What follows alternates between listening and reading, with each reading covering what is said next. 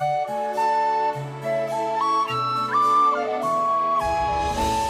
Tara. I'm Ryan.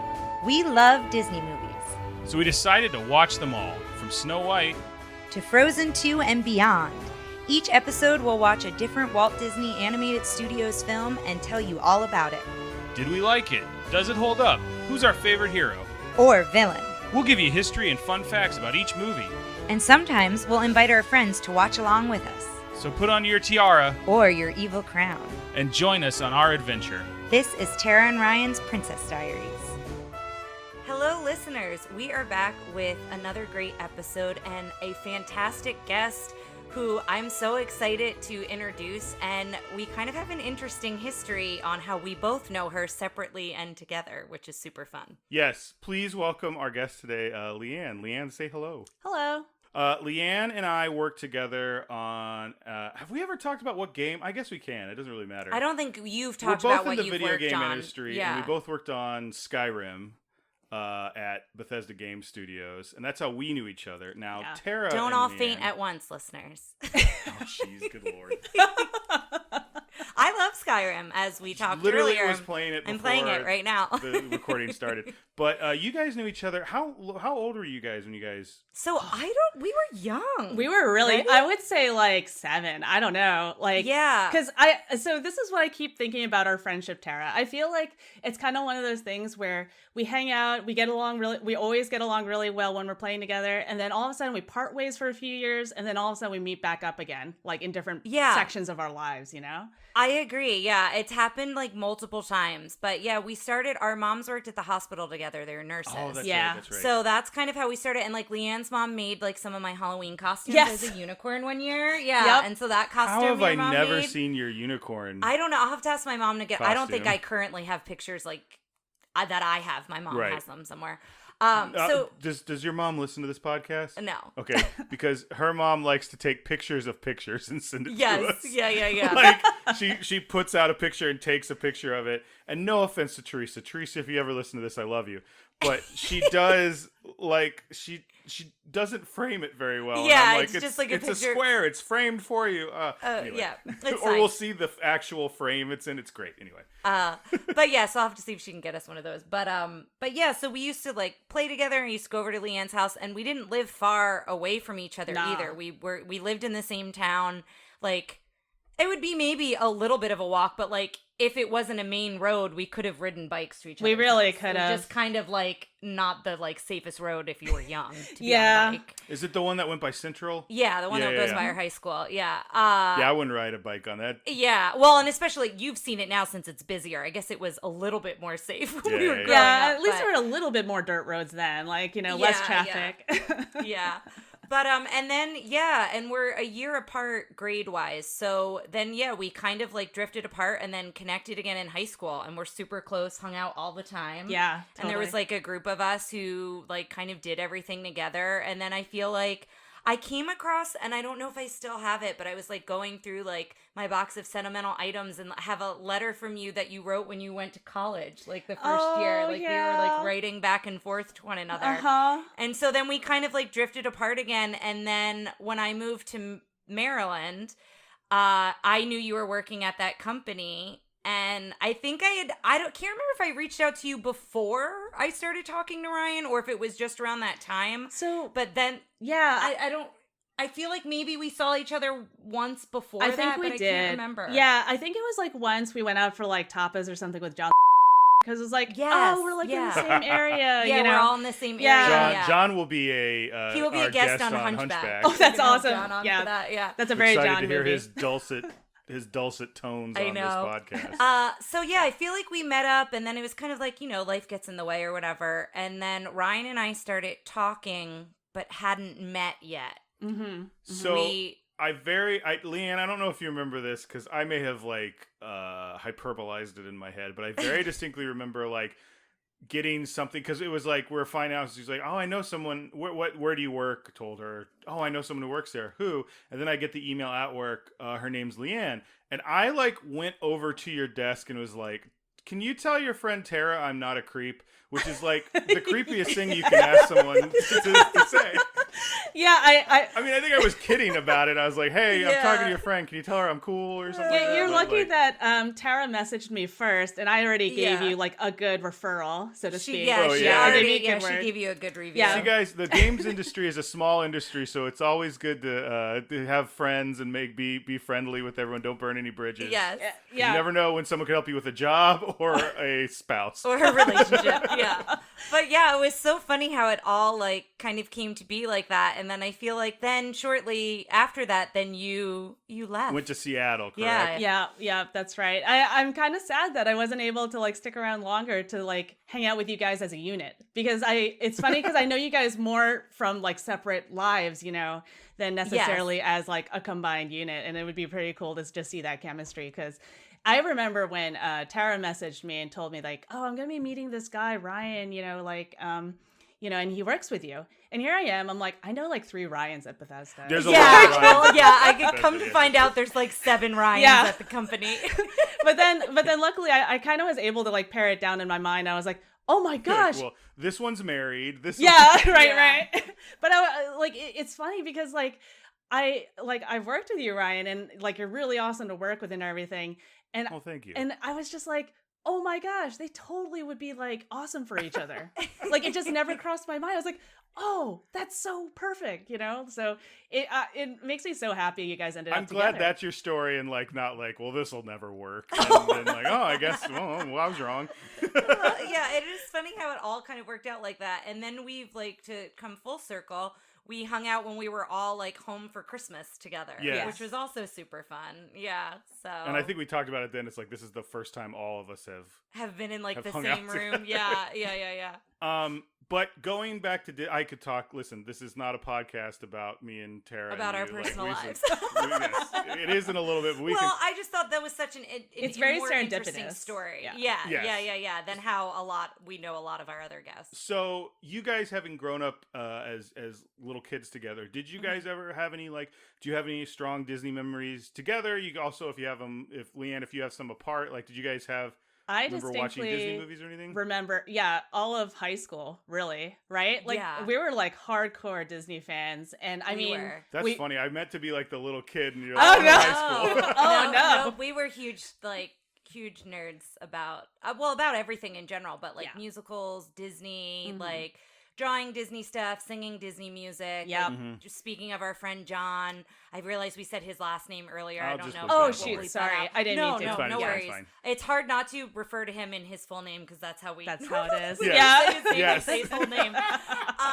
But John at the piano and all of us like around That's the piano. that's like, exactly what I was Yeah. thinking Playing about. Disney songs? Yes, Hunchback. playing Disney, playing Hunchback, playing See- Beauty and the Beast. Yes. Okay. Like If I Can't Love Her, which I mentioned in Beauty and the Beast, Oh, I have right. specific memories. Granted, that's from the musical, not from the Disney Yeah. film, but still. I yeah. mean, you guys, I'm sure, you and John and whatever, I'm sure you guys went through your own probably trials and tribulations I cannot even imagine.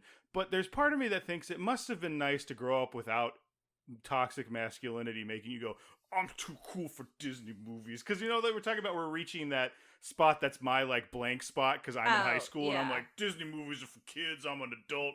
I watch, important movies like Yeah. Army of Darkness. I mean, I'm sure all of that existed. I just feel like there was a large enough group of us Yeah, that, we Yeah. kind of were in our own bubble. Yeah. I mean, I'm sure, there people were saying all sort. I'm sure we got made fun of and whatever, but there was enough of us, and we did enough No, of the same thing. What I'm saying is Yeah. nobody cared. The thing Yeah, people don't I realize, guess, if you're in high our school and you're friends- listening to this, if someone is making fun of you for something, they're dealing with more stuff internally than you're the problem. Do you understand? Either Yeah. people don't really care because they're all sitting around thinking everyone else cares. Yeah. That's what I'm True. saying. I was doing that I to see. myself. Yeah. There was no external stuff going, don't watch Disney movies. Yeah. It was internalized, I don't watch And I'm Disney sure there were a movies. million things that I was Yeah. obsessing on what people thought, but I guess That that wasn't wasn't one of one of them because, Yeah. like I said, there were so many of us. A group of us were in marching band together. Mhm. So some of us were in marching band together, then some of us were in musicals together, and then some traveling of us chorus. were in yearbook or in, traveling chorus. Like, so some of us were in all of those things, and then others were just in one or two of those things. So it was like, then that became this larger group of people. Yeah. I like you bringing that up, Ryan. I'm kind of thinking now, like, I didn't realize how lucky I was to end up in a tribe, I guess. Yeah. Like, we found our people we really for, were a tribe. Yeah, we found our people and had our people for a long time. And I will say a lot of us have stayed in touch, not like the group as a whole, but like, I know you're strongly connected with certain people from that group. I'm still strongly connected with certain people from that group. So I think we've been very fortunate in that way too. Yeah. Can we make a promise? And then I swear we'll get to the movie here. Can we make a promise that if we can get together after this whole thing's over, we'll find a piano, we'll find John. Again, you said oh, well, see, that's his name. That is his name. It's John and his last name. We'll get a piano and we'll all sing. Yes, I would love that. I would love a reunion. Let's do that. Do a reunion tour. But for right now, let's talk a little bit about this movie. Now, first I want to point out, Lianne, I don't think we've said this, but you are an animator. Yes. I don't know if I said what you did at on Skyrim. I swear we must have talked about Skyrim during the Black Cauldron episode. I don't know why this is like picking at my brain. Maybe, but anyway. yeah, that's fine. So like, do you think you were drawn Drawn to like Disney movies and things like that when you were young, when you were a kid? Like, I mean, it's for who we are and for I think most of the world, the 20th century, it was the premiere and sometimes the big, they were the king of the art of animation. Mm-hmm. Yeah. I mean, they were definitely going through a second golden age for sure during the 90s, which was pretty fertile for like all of us growing up. And yeah, I'm definitely not the only animator, I'm pretty sure, of this generation to say that like Disney was pretty much what got me into it. I mean, when I was like, I remember when I was in elementary school, we went to Disney World in Florida. And they had the World of Animation, or that animation tour. Yeah. Okay, was that the one with Walter Cronkite and Robin Williams? That's it. We should probably talk about that video. Yeah. Do you know what we're talking about? I don't. It's Walter Cronkite's giving I'm Walter Cronkite and this is how animation works. And then Robin Williams is playing a person, like a tourist at Disney World. Yes. And then they turn him into a lost boy for a new Peter Pan cartoon, and he fights, and it's way more. It's really involved. Way more PC than the so he's. This is before Aladdin, wasn't it? It was. Yeah. Oh, neat. Yeah. So and he fights like actual Captain Hook and stuff like that. And it's great because you really do walk through they kind of show a little bit of like Disney animation studios when they're in Florida. So you get to see the animators in action, at their drafting tables, drawing, in-betweens or, keyframes or what have you. Do you remember the Shiner Brewery tour? Yeah. So it felt like that, where you're up above and you're like kind of looking down through glass. Yeah. Now, obviously, I don't want to like objectify animators like that. It's not like watching bottles going on at the conveyor belt. Yeah. But like that, that's but what the I think idea of is like you're up higher, and it's cool because you see them like they've got everything we've seen in the making of. They've got the flip stuff. They've got the clay models of the characters, stuff like that. But yeah, wow! I haven't thought about. I love that when we went to that. I always go to that one. I love that one. Yeah, it's funny. I can't draw at all. I have a terrible artist. I used to doodle a lot in high school or in like elementary school and middle school. This is a very weird thing to say now, but I used to draw like World War I era ducks. So it was ducks with like Panzer helmets and tanks, and they were always at war with other ducks. It was a very weird thing for me to draw, like in hindsight, because I'm assuming some kid, you draw a bunch of German army things in high school. They're like, oh no, what's happening? Yeah. But anyway, I also used to draw like anthropomorphic. I thought this was really funny. It was like bombs or sticks of dynamite but they had like really happy faces. I don't know why I always thought that was funny. You and my husband need to talk more because you're pretty much mirroring what he used to draw when he was a kid too. Yes, Oh it was my always gosh, like that's weapons. so funny. It was like an old timey like revolver, but it had, anyway, this is neither here nor there. Let's go ahead because my next question for you is about this movie, which we are, 15 minutes into the podcast. We haven't mentioned the name of the movie. We are watching Toy Story, Pixar's Toy Story, the first computer animated full length feature film. Yeah. Disney's first foray into full length computer animation.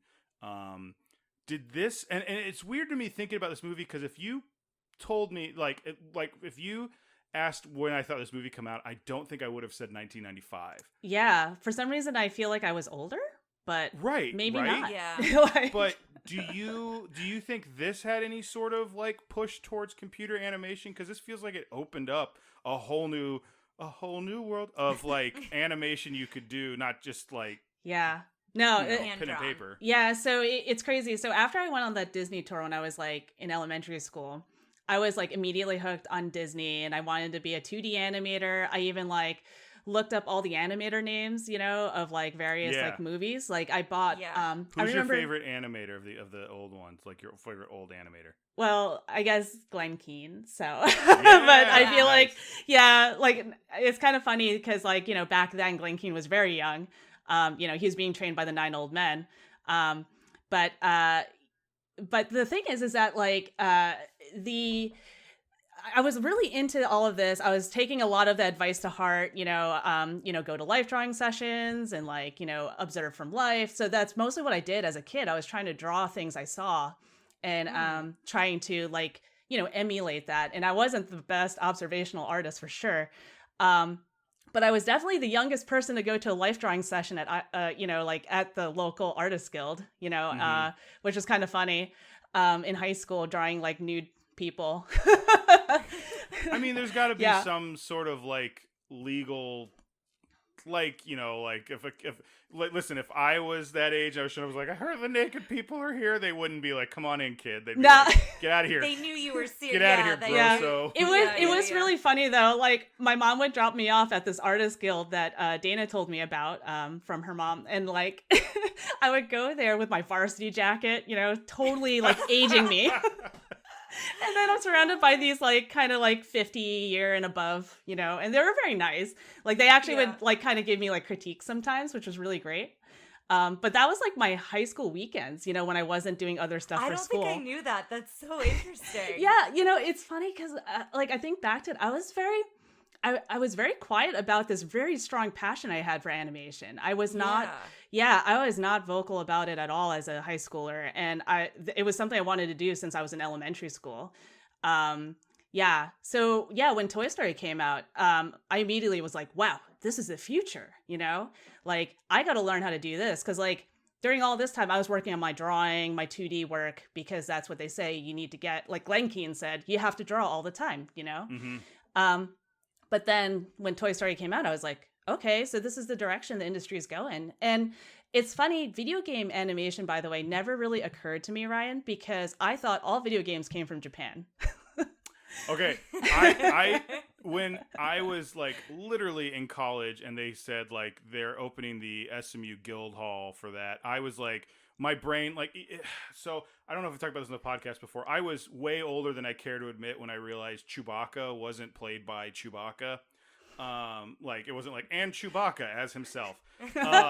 So, like, I didn't know where video games came from, but I hadn't really thought about them. And I think if you'd really pressed me for an answer, I would have said, like, Santa's elves. That's, like, the only concept I understood. Like, because that's when I got video games. Typically, it was Christmas. Yeah. Same thing. I was super wanted to do things in movies and just kind of fell into design. The same way. But yeah, I no idea where they came from. Yeah, because like only came from Japan. All I played was like Sonic the Hedgehog and like all these like Japanese like developed games like platformers and stuff. So here I am, I look at a Toy Story, I'm like, oh, I can like I love computers, I love technology, and I love animation. This could be the thing I could like get into, Look, there's a story I want to tell that we're going to definitely cut out of the podcast. because A, for time, and B, it's a little embarrassing. But did I ever tell you my first thing I did when I got a job at the Guildhall? Because I was I worked there before I went to school there, like on summers. I was the life drawing model. No, I wasn't naked. But because like it was like the first life drawing class, and the model like skipped out. Oh. And they're like, "What are we gonna do?" And the teacher comes and goes, "Can you do it?" And I'm like, "I'm not getting naked." He's like, "Well, you could just do your underwear." I'm like, "No." And he's like, Yeah. "Well," so like we negotiated, so it was me in like cargo shorts and a like wife. Yeah, Pardon the tank term, top. tank top. Yeah. Oh And my! No, I didn't know this.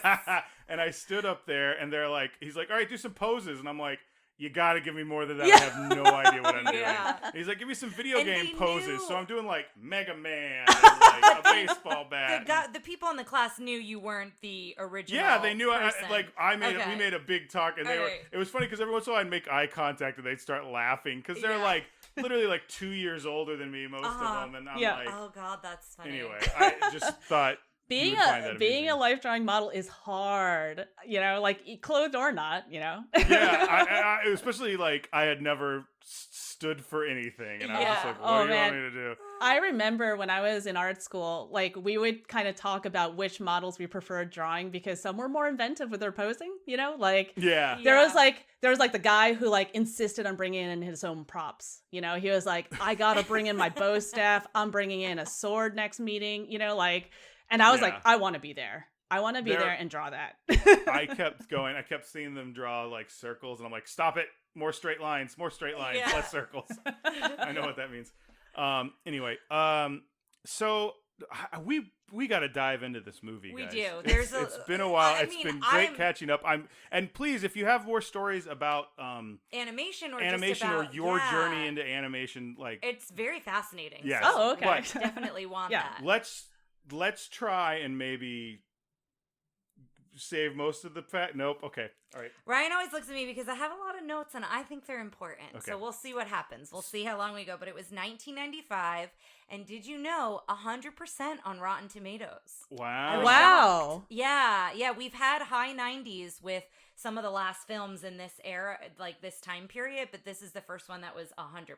So the top 3 movies of '95 are Die Hard with a Vengeance, Toy Story, Yeah. and then Apollo 13, and then number 4 is GoldenEye. Always bringing in if there's a If there's a James 007 Bond. movie that year. I like to tell you where it was. It was the highest grossing film I read of the year. So Oh my Is gosh. that true? This Did you find that? says that Die Hard with a Vengeance was number 1, but only by 3 million.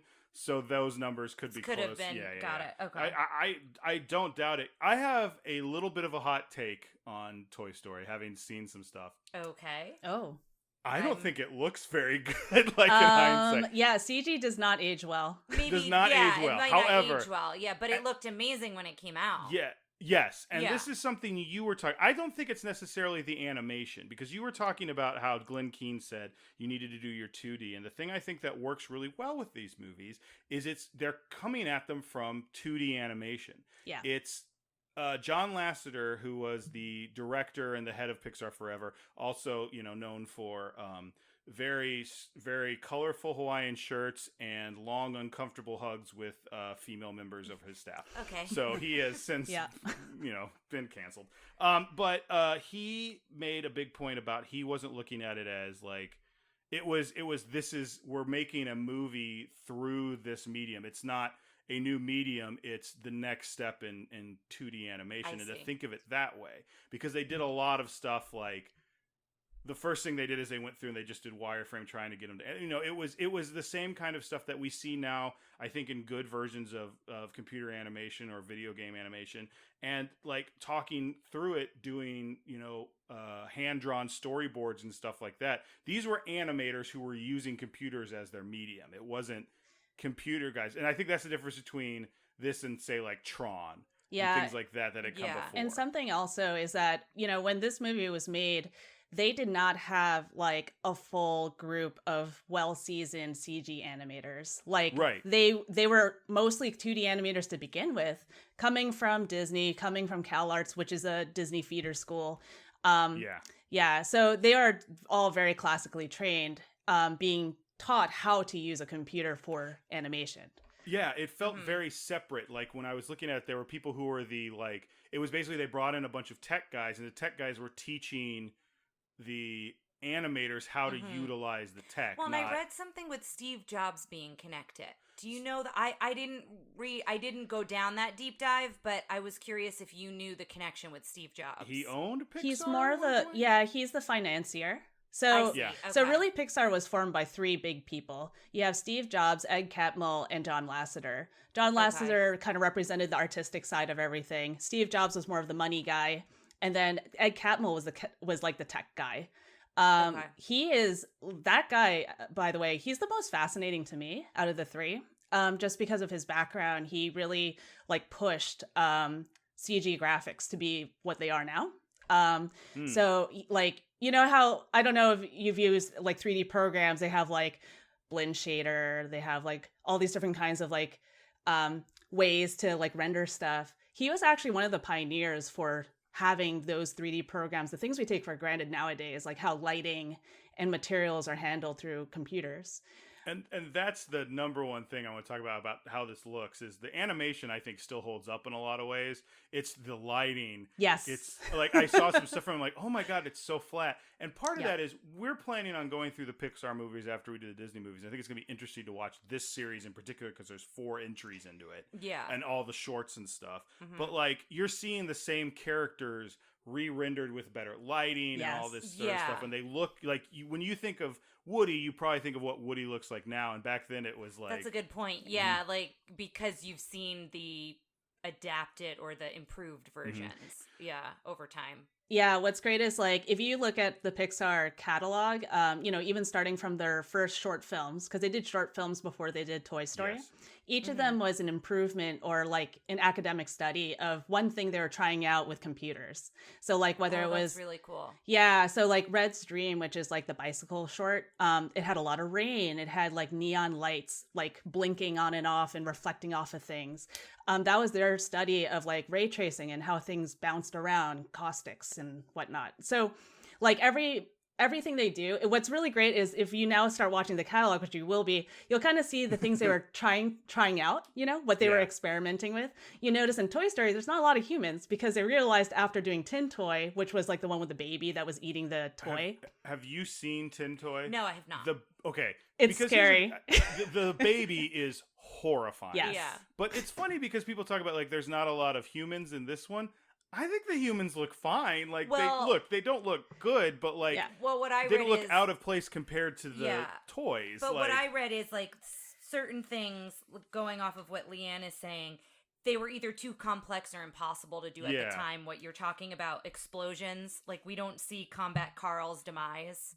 They talk about they talk about hair dynamics. Yeah, and you know how obsessed I get with good hair. Hair is so hard. Later movies, Moana's hair. Oh my God, I love Moana's hair. I could talk forever about Moana's hair.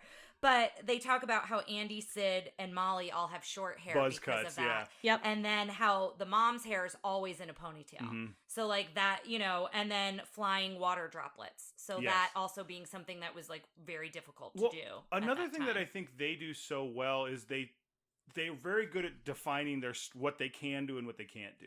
Because one thing to look at in this, and one thing I feel they made a big deal about how when you see, especially in 1995, computer generated images, it's a lot of straight lines.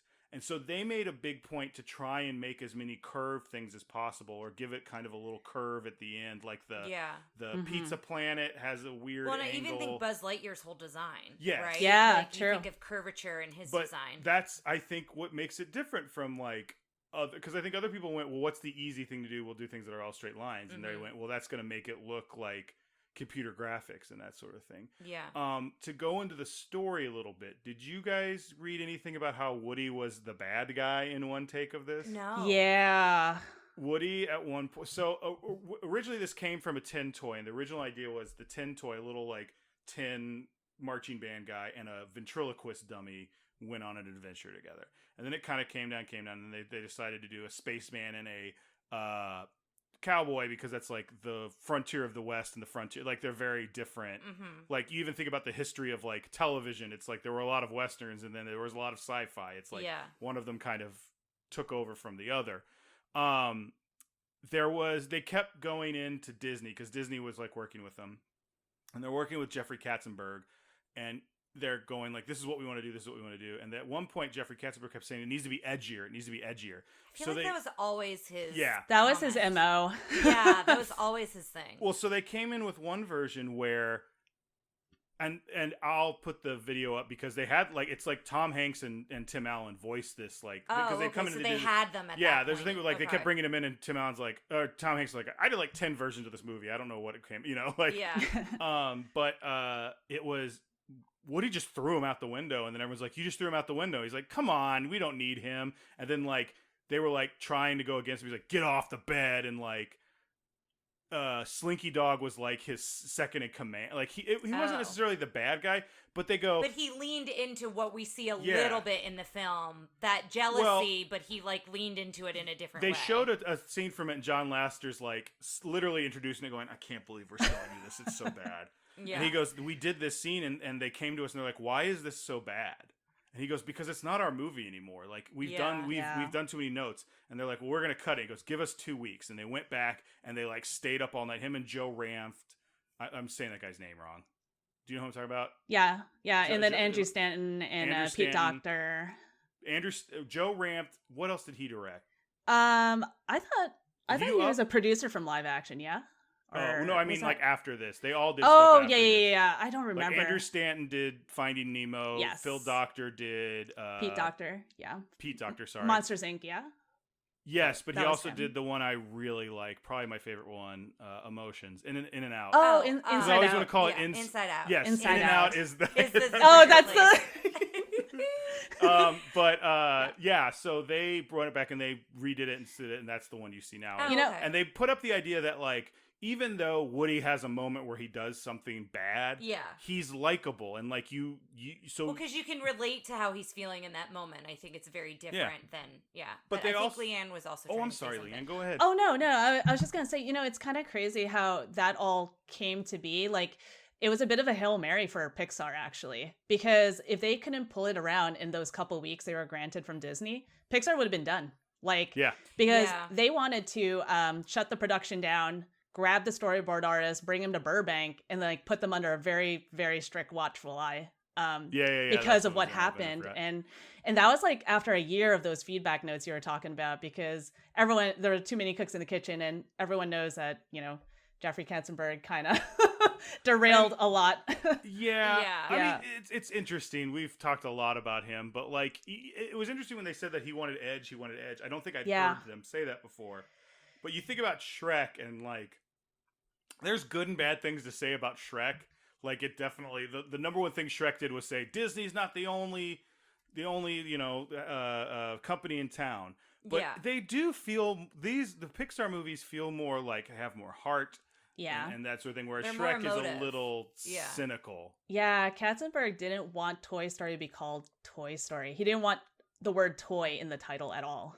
Why? It's about toys. Going back to being edgier, he didn't want any like teenagers to go, "Oh, toys, it's baby stuff. I don't want to watch that movie." Like, he thought it would give like a bad like connotation to it. Well, I'm glad he didn't get his way, because I feel like this movie launched so much about Disney, so much about Pixar, which everything. Tara, I feel like you've got tons of notes you want to go through. Hit them with them. I'm excited. But this is I'm also could go down this rabbit hole of what we've been talking about. But I found it interesting at the Academy Awards.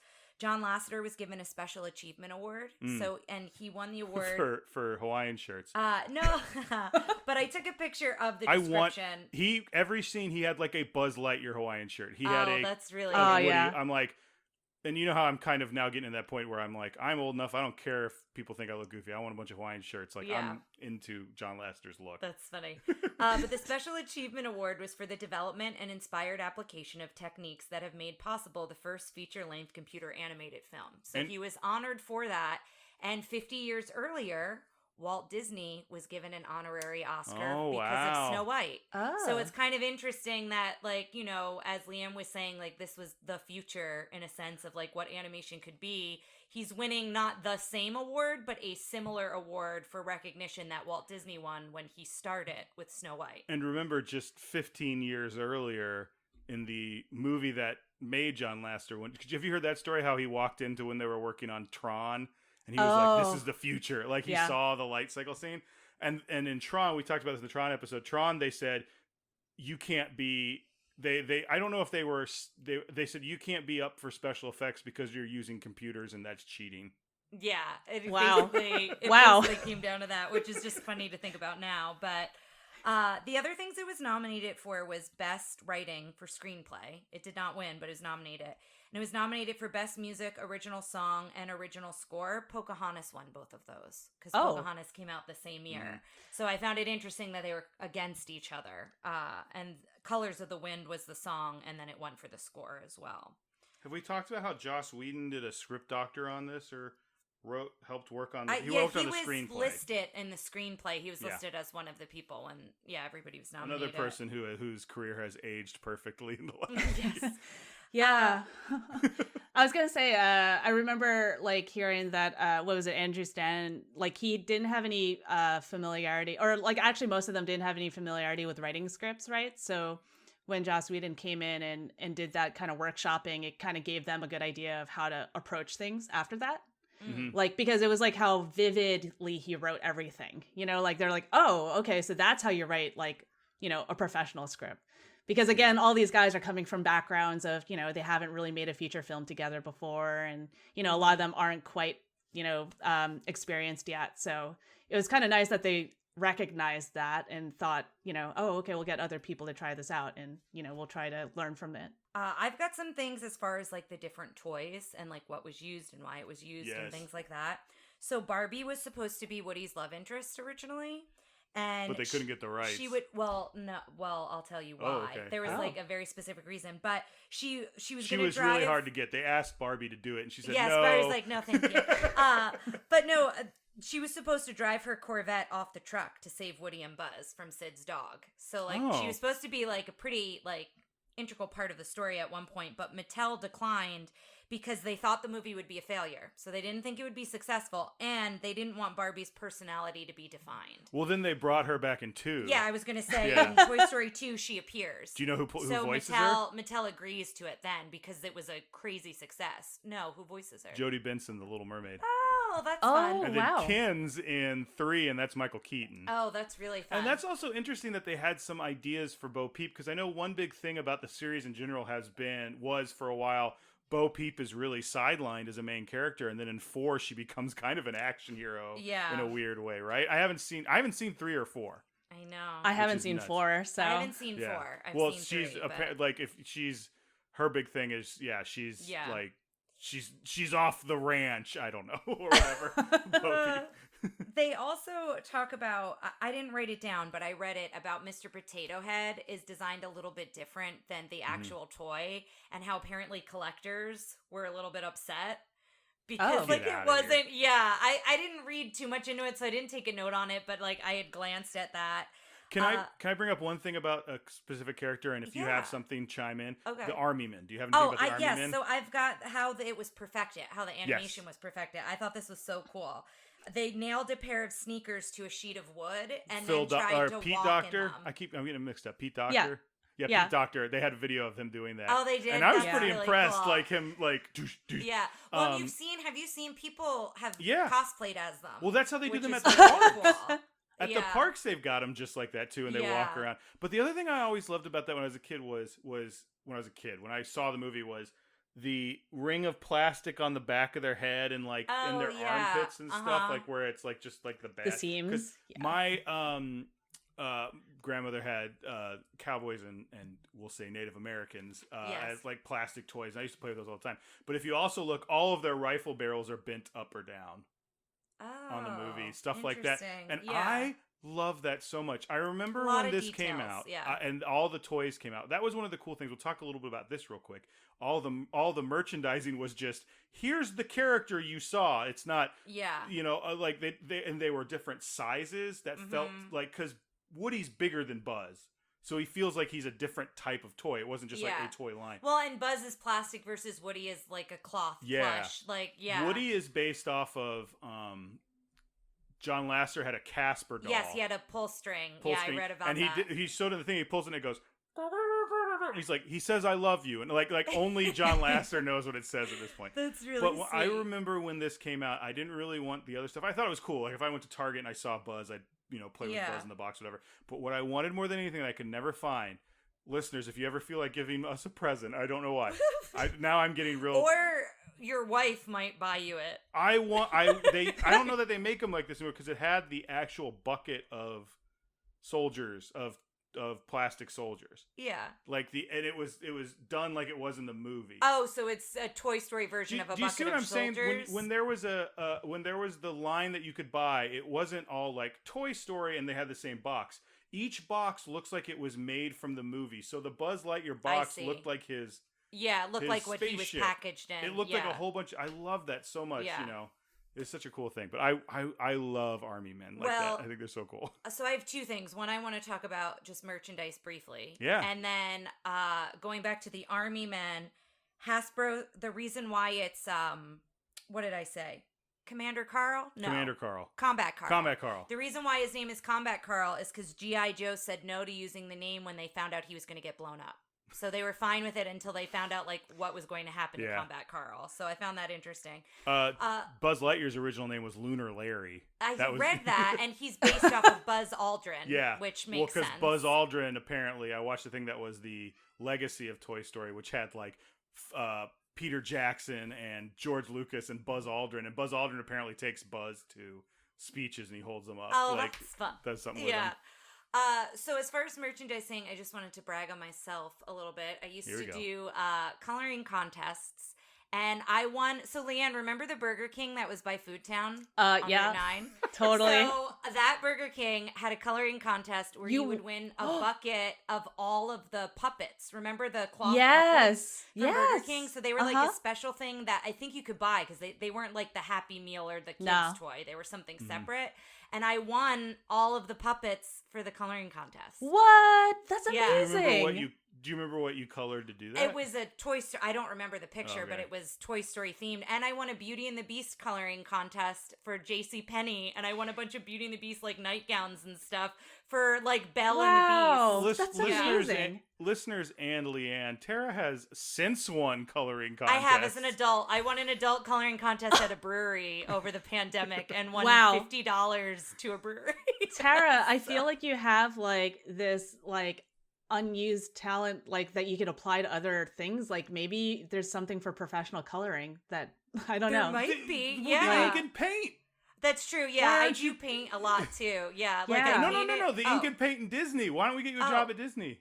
Look, after we watched the Disney Safari, there's an Animal Kingdom show. Tara was looking Disney up how Plus, she could get a job at how I could get a job working with the animals. And it's all like, I'm not qualified at all because you be need like an actual zoology degree. That's another deep dive for another time, but I know I'll have to look into that more.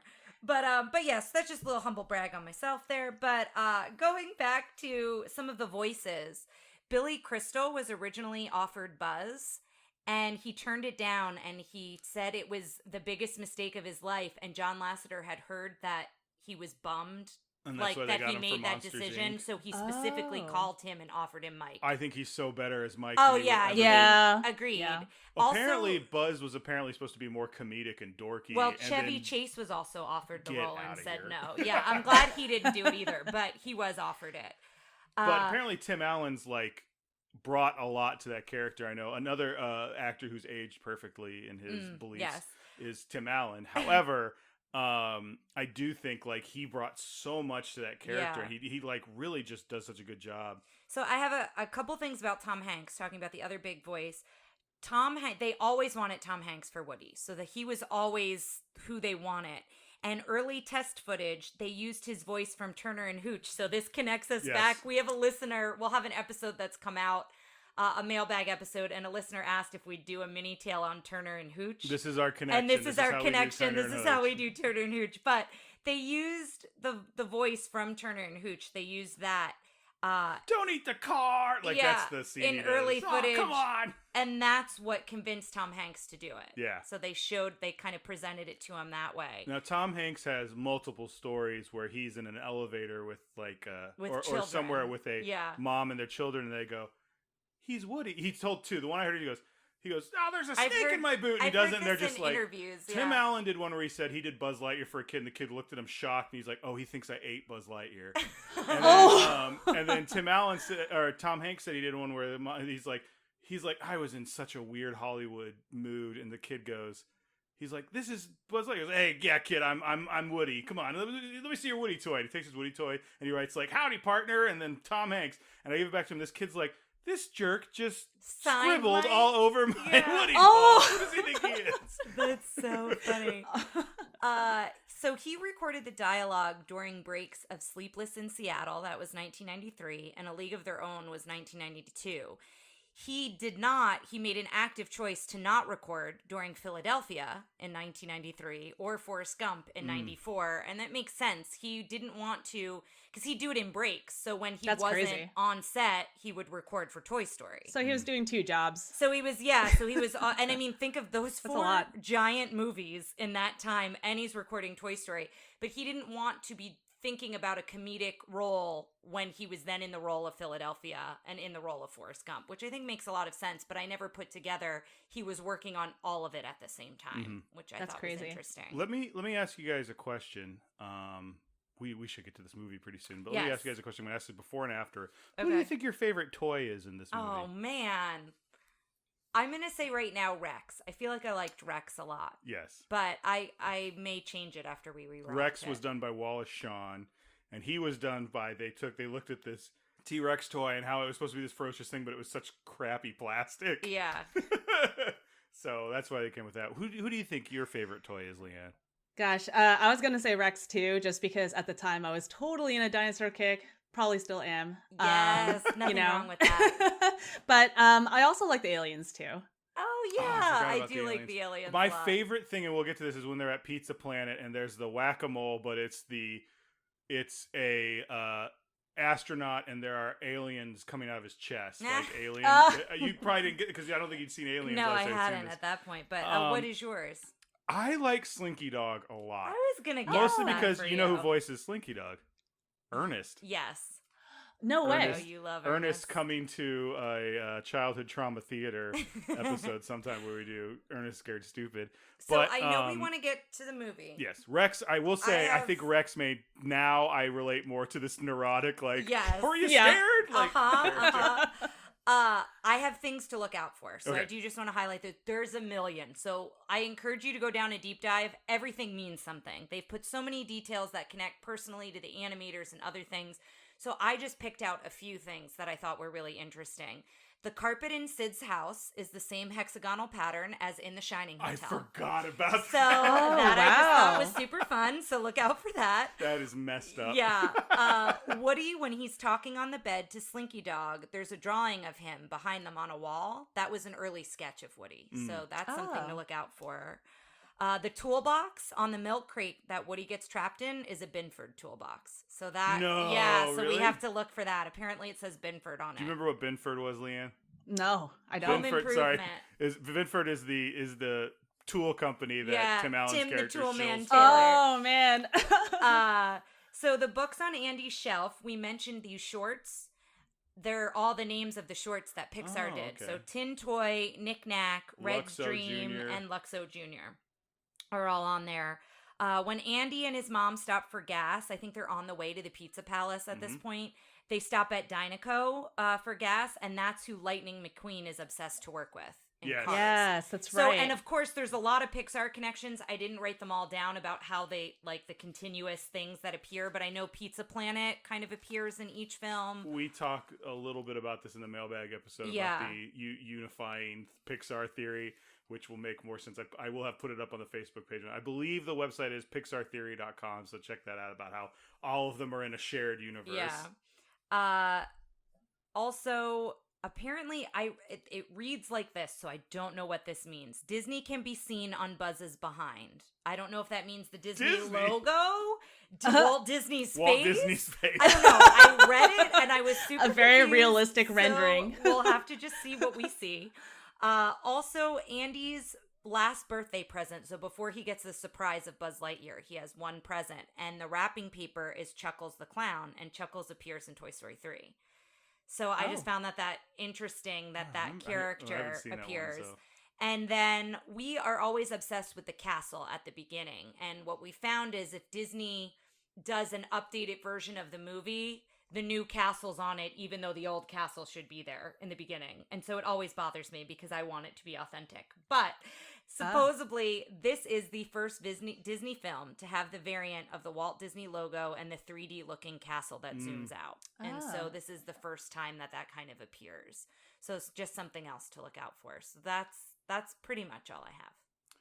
Does anybody have anything else before we die? We watch this one? I don't think so. I'm really excited to rewatch it now. I'm excited too because again, I know I said this earlier about it not looking good, but I just remember I meant that less of a knock for it, and just the thought of like, you see some Pixar stuff today and it looks so beautiful, and now 25 years later it's gonna look like Yeah, I mean, I feel like in some ways you can't help that just because of advancements, right? But I think you made a good point about like the animation is strong, right? Yes, it's not a knock on that. It's more of just the technology advanced. Mm-hmm. And so like I'm really excited, but I think it's time that we take the VHS out of the clamshell and stick it in the VCR. All right, see you on the other side, listeners.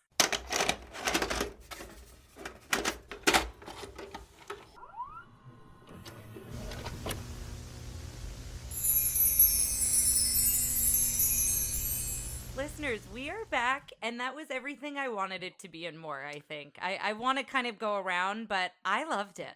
After I made that comment about it not looking good, I thought it looked great. Here's the thing. I think when you are watching like live action people talking and it cuts to clips, it can kind of be jarring. Watching that as a movie start to finish, like I got to the scenes I saw that I thought looked really bad in the thing, and I was like, oh, these don't look bad at all. Having been like immersed in this style in the world and everything like that. Now, putting them up against modern CG, not going to hold up as well. But this movie does such a good job of creating character, and the animations like just felt like a regular Disney movie. Like Woody does some stuff when he's in Sid's room and he's like the lights are off and he bad taps toys, with his fingers. And he does a little tap with his fingers. That was such a good little move. It's so good. Leanne, what did you think? Yeah, no, I totally echo everything. Like, what I find really cool is that they've always focused on story and characters as their their MO for their movie making. And their core concept. Yeah, that's all. Like Pixar's like story is king. And because of that, it makes them more timeless than other CG movies, in my opinion. Yes. Agreed. You know, something I kept bringing up during this was I couldn't believe it took place in 2005. And I think some of it, exactly. Yeah, 1995. And I think part of it is there's, whereas they've kind of, Buzz Lightyear feels like they do, you were saying when he does a toy commercial, it feels like a 1990s toy commercial. But that movie feels so timeless. It feels like it could be in the 80s, it could be in the 90s, and it it's could be also the 2000s. because they're using those toys that everybody grew up with that have now been redone. Leanne, I know you have a child, and I'm sure you see like updated versions of some of those same toys. I feel like they did like a whole throwback, like Fisher Price did a whole like throwback of like toys that we grew up with, and they're now manufacturing them again. So it is kind of cool. Yeah, because I think it can be timeless in that way. Also because you're using a cowboy and a astronaut, right? Yeah. I think that's part of it too. Yeah. And then also using the licensed toys. Exactly. Too. Like I think the fact that they're not like super specific, it doesn't date them as much as, let's say, other CG movies from DreamWorks from that time period could have done. Yeah. Even their jokes and stuff too. They're very accessible and very open to the audience, as opposed to like being very specific about a celebrity or something like that. Yeah, I think Shrek did that thing where it became the like, we see a lot of CG movies now where it's like references to what's happening right now, or like weird dated references that you're like, this is for a kid, why is the kid enjoying what we will say is, when we watched Aladdin, that happens with the genie, but the references he used are such iconic people and that have happened. Like, it's like a 30-year period he's drawing and from. So I feel like that works. Like, we felt like that still works. But I think when you do stuff that is in the moment, you don't know. The Emoji Movie. Yeah, exactly.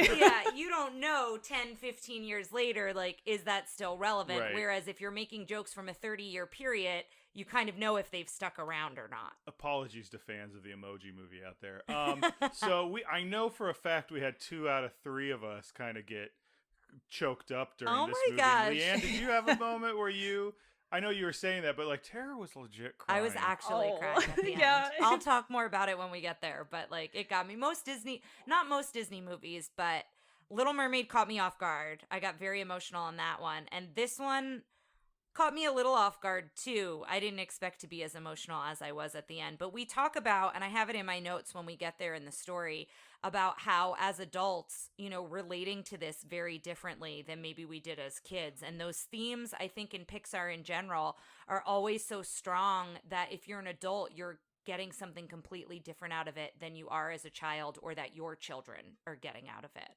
Yeah. I think it's funny because I feel like some people make the mistake when they see movies of like, I like this movie because it has jokes for the adults. And sometimes you see that and it's like an inappropriate joke that goes over the kid's head. Yeah. And that's not what I think what works here is it's like you said, it's 2 levels. Yeah. It's the same thing, but like we saw when we were kids and we loved it. We saw adults and we were like, man, like Buzz Lightyear is dealing with identity, and like this is this. There's and, a lot. It's a lot of stuff like that. There is one thing I want to bring up that made me excited for us going back and watching the Pixar movies. I know we're going to do 2 during this one. We're going to watch this one and then Brave because Merida's technically a Disney princess. Yes. But I am excited to do this, what we did. One of the things I liked the most about this podcast was watching Little Mermaid, which felt like this big finale of learning huge crescendo. the process. Yeah, following the animators and seeing what worked and what didn't, and learning all this information and then seeing it all culminate into one movie. Yeah, I think we'll see the same thing. Thing with Pixar. This felt very much like a bunch of geniuses' first shot at something, and their first shot was, it's like Snow White. Snow White, while not a perfect movie in a lot of technical ways, is an amazing piece of art. Yeah. This felt very much the same way, and I'm excited to do the same thing with Pixar. Mm-hmm. Yeah, I was gonna say, like, one of the things I really appreciated on this like rewatch of it is, framing it in the context of a CG movie, like a full length CG animated movie has never been done before. And they pretty much took that unknown and ran with it and tried to apply what they best knew what to do, which was telling great stories, using great characters, and apply that to making this full-length movie. And it's crazy because like there's a lot of tech in there that wasn't available then that is very available now, and we take for granted nowadays as CG artists or design, anyone in games or film.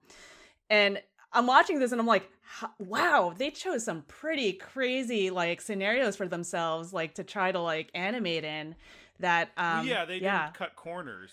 Yeah. For the sake of, they didn't harm the story or the idea. No. I'm sure there were some things like you said, like you don't see an explosion with Combat Carl. You hear it and you see, there's things like that. But you do, Lianne mentioned specifically about, animating them on a bed and that being squishy and like that movement and how they did that. They could have cut corners there and never really shown them on the bed, and they're on the bed a lot. Yeah. Lianne, you also pointed out like hands clipping into things they were holding and stuff like that, to where I was like, I need you to stop because this is going to ruin this movie. Yeah, it's but funny. I can see what you're talking about. Yeah. Yeah. It's funny because if you were to sit through and comb through it with a fine tooth comb, like of course there's going to be those like imperfections and stuff. But then you think about it and you're like, well, they didn't really have like, ways to solve how the hand makes contact with objects or how the feet solve like to make contact with the floor, like they had to come up with. They learned how to, they learned from this how to move forward with that. But have you seen those memes of like pausing in the in-betweens of Disney movies and like Gaston's eyes are bulging or they look horrific, and it the looks smears fine and when stuff. you watch it, but if you go minute by minute. There's also one thing that someone showed me that was when Elsa is like singing Let It Go, and she pulls her hair out into a ponytail and does that, it goes through her arm. Like her ponytail goes through her arm. Yeah. I can believe it. And now it's ruined it for you. Oh, and even when you slow it down, it's kind of hard to see, but once you see it, it's like, you can't unsee it. Come on. Yeah. But it's just like, listen, we're going to get to my feelings on Let It Go and how it's like somehow mathematically designed to make me want to cry like every time. Like, oh, like I am the biggest weepy little man when it comes to that song. So like even knowing that doesn't bother me at all. So, it doesn't it's matter. interesting because like, with the smear frames and stuff you pointed out, those are actual like tools in the toolbox for animators to solve how things should feel when they move. So, like timing and spacing are like two big things animators look at when they're animating. Timing is how like fast or slow something moves, but the spacing is if you look at the actual object in relation to screen size, like you want to close the gaps or you maybe space them far apart, to look like a really far like movement in a short amount of time. And they use smear frames as a way to make those feel connected instead of having like a strobing aspect to it. And actually with CG animation, a lot of animators were seeking that sort of like, those sorts of tools in the toolbox. And with Toy Story, they didn't really have any of those to help like kind of make them feel good, And I think you're right, because sometimes it does feel like they snap to a facial expression or something. And there's not much of a move to it. Yeah. The only thing they had going for them was motion blur, which was actually like Ed Catmull, I was saying before, one of the guys who helped found it. He was the technical side. Motion blur was actually one of the big helpers of trying to like make things look less stroby and make them feel more connected. But it's kind of crazy, like the stuff they did to try to, get that 2D feel into their 3D. Mm-hmm.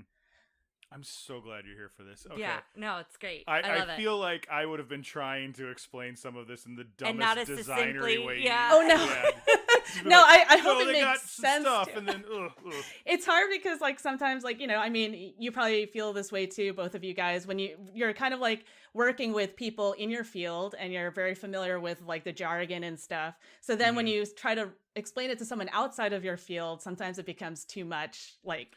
Yeah. Well, what I'm saying is I know enough of the jargon from an animation side to be dangerously stupid about it. Like not dangerously, but like come on here with the confidence misspeak. that like when you heard it, you'd be like, oh no, Ryan. Oh no. Like if you just listen to this episode. So anyway, Tara, you want to start off? Sure. So again, I'll try my best because I obviously take a lot of notes. But we open on the cardboard western town, and Andy's playing with all his toys. And we talk about this throughout, but we love how Woody stuff isn't branded, right? You see the difference between Woody being more of this generic toy that's Andy's imagination. And I love his imagination. We really get to see his imagination with all the toys in the beginning. And I love that he says, when he's talking about Mr. Potato Head, talking about his wife being turned into tater tots or something, he says, your wife and tater tots, something like that. I didn't get the whole quote. They refer to him as one-eyed Bart, and then he just, boop, pops his eye out. Yes, yeah. So you can just see like Andy's creativity and his love for his toys, which I think everyone can connect with, every one of us having those kinds of toys. I have a question. And his love for Woody. I just love how like genuine, he's so sweet with Woody. I'm so sorry. I this is a little off. It's gonna take some time. What was your favorite toy growing up? Not in the movie, but in like, do you remember a toy that you really liked? I'll go first. Yeah. I had a babysitter who lived across the street. It was a family. They had a few kids, and each kid would like age out of babysitting and go to college, and the next one would take over. Mm-hmm. So the middle one day came over with a trash bag, and I was like, "What is this?" And he opened it up, and it was all these cardboard bricks of different sizes. Like just like box, like you fold them in and they're bricks. And I this is another one I want to talk about, but that one I would make big huge things. I'd put all my Ninja Turtles on them, and then I'd be like Godzilla, and then I'd run through it and smash everything. Do you guys have a toy like that or anything you remember? Like Tara, I know you loved Trolls growing up. Trolls, but stuffed animals. So I wasn't necessarily like, I had action figures and Barbies and stuff, but some action figures. What action figures did you have? Well, I had a She-Ra that I used in the bathtub. Yeah! Oh, nice. But I would say like stuffed animals, I feel like I always connect it to more. So I have a couple that come to mind. Do you remember Popples? They were like a bear and you squeeze their belly. So I had a Popples. Oh, wait. Popples were the things that rolled up. I had a Popple. Yeah. But then the one I'm talking about, it was this bear where you squeeze its stomach and its nose it was a plastic nose. I don't know that and it one. had something in it that moved around. Oh, like there was air and it went like... Yeah, and like things in it. But I had a Popple too, which I liked. And then I had a monster stuffed animal that came with like plastic cuffs. My Pet Monster. Yeah, I had a My Pet Monster. There is a My Pet loved. Monster movie that might be just perfect for childhood trauma theater because it is weird. Leanne, do you have any that you remember? Oh, I'm sorry. I had one more. Oh, what was it? Sorry. Sorry, my stuffed animals were like I would play with them I know all. you still have some of them. I know I do still have. The one I still have that means a lot that was like on my bed as a full-grown adult when I lived alone. Was a stuffed elephant that you wind it up and it plays It's a Small World, and it's more the meaning behind it. So it connects to Disney in that way, but it was a purple elephant. Do you remember in the Ocean County Mall, it was the San Francisco like music box? Oh my gosh, I love that store. Oh my goodness. So my dad took me, I think it was like a kindergarten or something. I was young, but it was either after a good report card or a good day at school or something. It was like something like that. And I didn't go like to the mall with my dad a lot. That was more like me and my mom thing. And he took me to the mall and he took me there and I was allowed to pick one thing. And that's what I picked. And I still have it. My grandma like sewed its arm back on. So it's like got thread that she sewed. Wow. Like, so yeah. And its trunk like no longer holds itself up. That's a common thing that happens when you get older. Oh yeah. But yeah, so those were for me like those stuffed animals. I feel like are very, very nostalgic. What about you, Leanne? I remember. Well, stuffed animals for one was definitely one. But I had a huge collection of Teenage Mutant Ninja Turtle action figures. Yeah. Which was your favorite? Oh, Donatello. Oh, I always liked the other ones. Like my favorite, I loved Leatherhead, which was like yeah. We could do a whole one on Ninja Turtles. I know all of them. I know I have all the Ninja Turtle comics. I was a weirdo. I love Ninja Turtles. That's great. Did your Ninja Turtles ever fight? This is another thing I like. Did your toys ever cross over? Oh yeah. There was definitely like cross-pollinizing like play. Literally Marvel Cinematic Universe stuff. Yeah, I feel like Barbie and Trolls played together a lot. That could be the name of our relationship, Barbie and Troll. Aw. Well, who's who? You guys vote on the webpage. Ooh, I kind of want to be a troll because of the sparkle, because the jewel in the belly. I don't have a belly ring, if anyone's wondering. This got All right, weird. this got weird. Okay, back to what we were talking about. So we find out that it's Andy's birthday party, and it's earlier than they thought. They all know when Andy's birthday is, but they're moving. We find that out, too, that they're moving in 2 days. So when Woody says the coast is clear, that's when we see the toys come to life on their own. So I like that we see them first through Andy's lens, and then we get to see their personalities otherwise. And we were talking about some of the famous voices in this that we didn't mention at the start. So I just wanted to mention them here. Don Rickles is Ham. No, he's Mr. Potato Head. Don Rickles, yeah, you're right, is Mr. Potato Head. Ham is Cliff from... John Ratzenberger, I think, from Cheers. Cheers, and we were saying he's in every single one of Pixar's movies, He's right? their Lucky Charm. Yeah, he was like the School of Fish, right? Or something in like Finding Nemo? Or... what was that? Like when they were asking for directions, right? Oh, yes. Yeah. He's a Big Mac truck and cars, I think. I think there's one... he's in Ratatouille, but it's just funny because I don't think he does a very convincing French accent, but he's like, the guest is here, but it's like clearly still his voice, but it's like trying to do a French accent. But I think he's in all of them. Yeah. I read somewhere that I think he's in all of them. So the Army... You said something about... Arlie Ermey, who was the very famous role as the Marine sergeant in Full Metal Jacket, who like yells at him. One of the voices. He's Sarge. He's Sarge. The mom. The mom is Laurie Metcalf. Bo Peep is Annie Potts, who was Janine from Ghostbusters. Yes, I think that's all of the ones that we hadn't mentioned previously. Yes, I think so. And then also, so this is where Woody kind of has like a town hall. So he's like, everyone needs to have a moving buddy. We don't want any toys left behind. So we know that that's a big concern. We're here for Andy when he needs us, not how much he's played with, because everybody's worried about the birthday party every Christmas and birthday getting a new toy. And Woody's got this air of confidence because he's always been Andy's favorite toy. I think we talked about how the difference between how they originally made him, he was kind of a jerk here. And here he's like very protective of the other toys. He's like, make sure you have a moving buddy. He's also very well liked. He does that like draw with the Etch-a-Sketch, and they, the Etch-a-Sketch draws a gun. He's like, oh, you got me. Like he's not like he's not.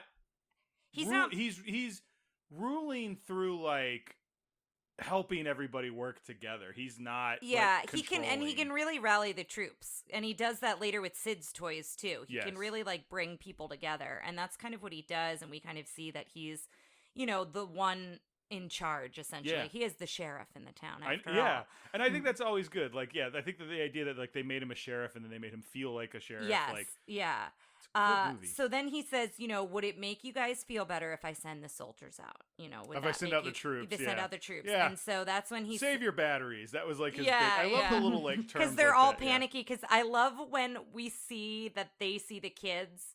So we see them looking out the window at all the kids arriving with all the boxes, but then you see it from if a kid looked up at the window and the blinds are going crazy and all the toys. It's such a good switch in perspective there. But the other thing I wanted to mention here, Lianne, you were talking about man-made objects. We were talking about, how they used the toys, how they were intended, but then expanded on that. And you were talking about like water in a glass versus a paper cup. So I didn't know if you wanted to say that again here, because I thought that was really interesting. Yeah, totally. Like when John Lasseter was like looking into like these motivations for why the toys are doing what they do, he was mostly interested in the idea that, man-made objects are made for single purposes, right? So a glass, is meant to hold liquid. So it's most happy when it's full, because you're using it, it's full of water. But then the glass gets really sad when you like drink all the water from it, right? And then that kind of adds to the extra layer of like glass half empty and whatever. But then you look at a paper cup and the cup is like a single use thing. So it gets super happy. You fill it up with water. But then when you finish it, you toss it out. So it's a single use thing. And now it's sad that you threw it away, like. Yeah. And I think they did some of this. They talked about it with like why Mr. Potato Head was so cranky. And it's like, well, if your face fell off all the time, you'd be really like annoyed with stuff like that. And people like moving your eyes around and different things where they maybe shouldn't be. And I think one of the movies we've done, we talked a little bit. Oh, it was the items in Beauty and the Beast. Yes. Because we talked about how Lumiere is fiery and a fiery lover, and Cogsworth is wound tight. Yeah, how the inanimate objects inform their personalities a little bit. Yeah, and that it makes them very solid too with those character motivations too. Like, toys want to be played with. That's their purpose, right? So naturally Woody would get jealous, if he got replaced. And I think that becomes a cool part at the end where at the end it's not you're a toy, that's nothing. It's like there's importance in being a toy and it matters. I think you see that again going back to what you said, Tara, where we start the movie off just seeing how important toys are. And how important they are to Andy specifically. Well, because we see how important they are to Sid in a much more disturbing way. I will say something. It really bothered me when he slides Woody down the banister and he hits the thing. And we're still like, Andy's such a good owner, and I'm like, he just dropped him down the like I don't know why that really bothered me because it felt I loved when he was spinning him around though, and he takes him on the couch but and just stuff. When you watch it, he goes bam, and he just hits the like railing, and I was like, oh no, ow.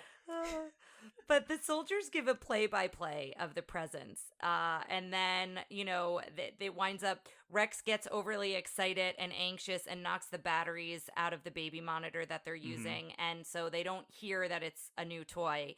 And then all they hear is it's a code red because Andy's coming upstairs with all the friends. So they all take their places. And my thought was, that must be really hard to remember where Andy left you last. Like if you're like socializing as a group like they were, and then you have to remember exactly where you were the last time Andy was in the room. As someone who never remembers where they put things, maybe I'm not the problem. Is all I'm saying. Maybe my glasses are getting up and moving around. And just not going back to their right spot.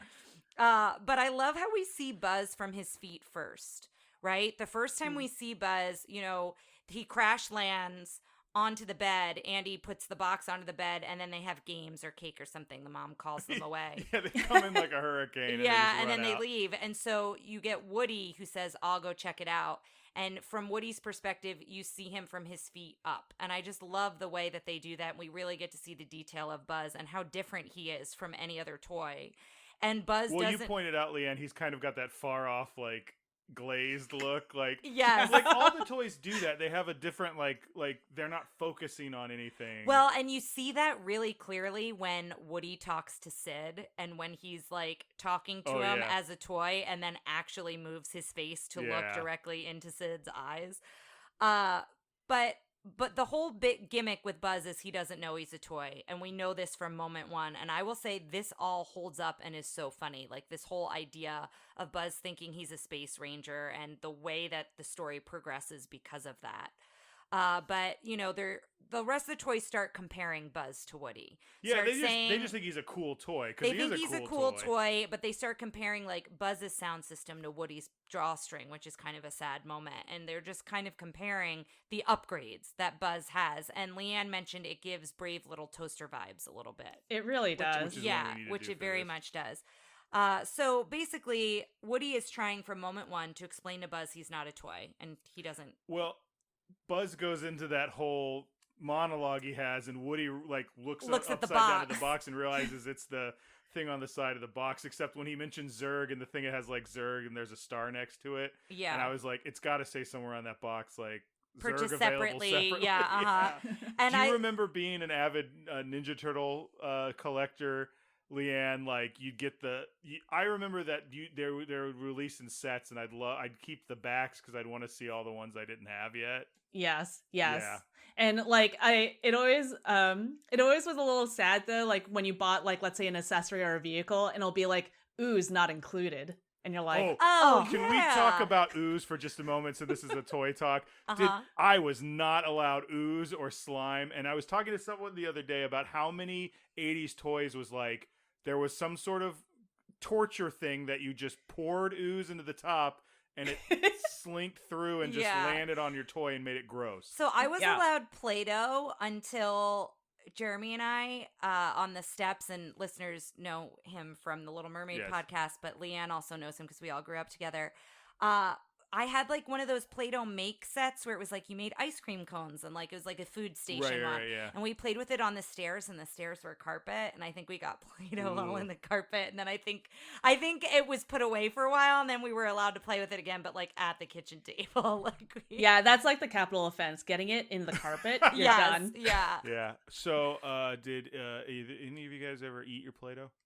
Yeah, it was salty. Okay. I feel it was like salty. Thank you. Okay, I thought it was going to be a situation where I went, me neither. And then we just moved on. I feel like it was bright colors, and then you made it into food items. I feel like when you're a certain age, like it's just like, well, why wouldn't you try it? My mom looked up something that was how to make edible Play-Doh, which is essentially like peanut butter Play-Doh. Oh, yeah. At one point, I think to discourage me, I don't know. But I would always just be like, oh, yum, yum, yum, salty. Okay, good. I'm glad someone else out there. Yes, you're not alone in that. No.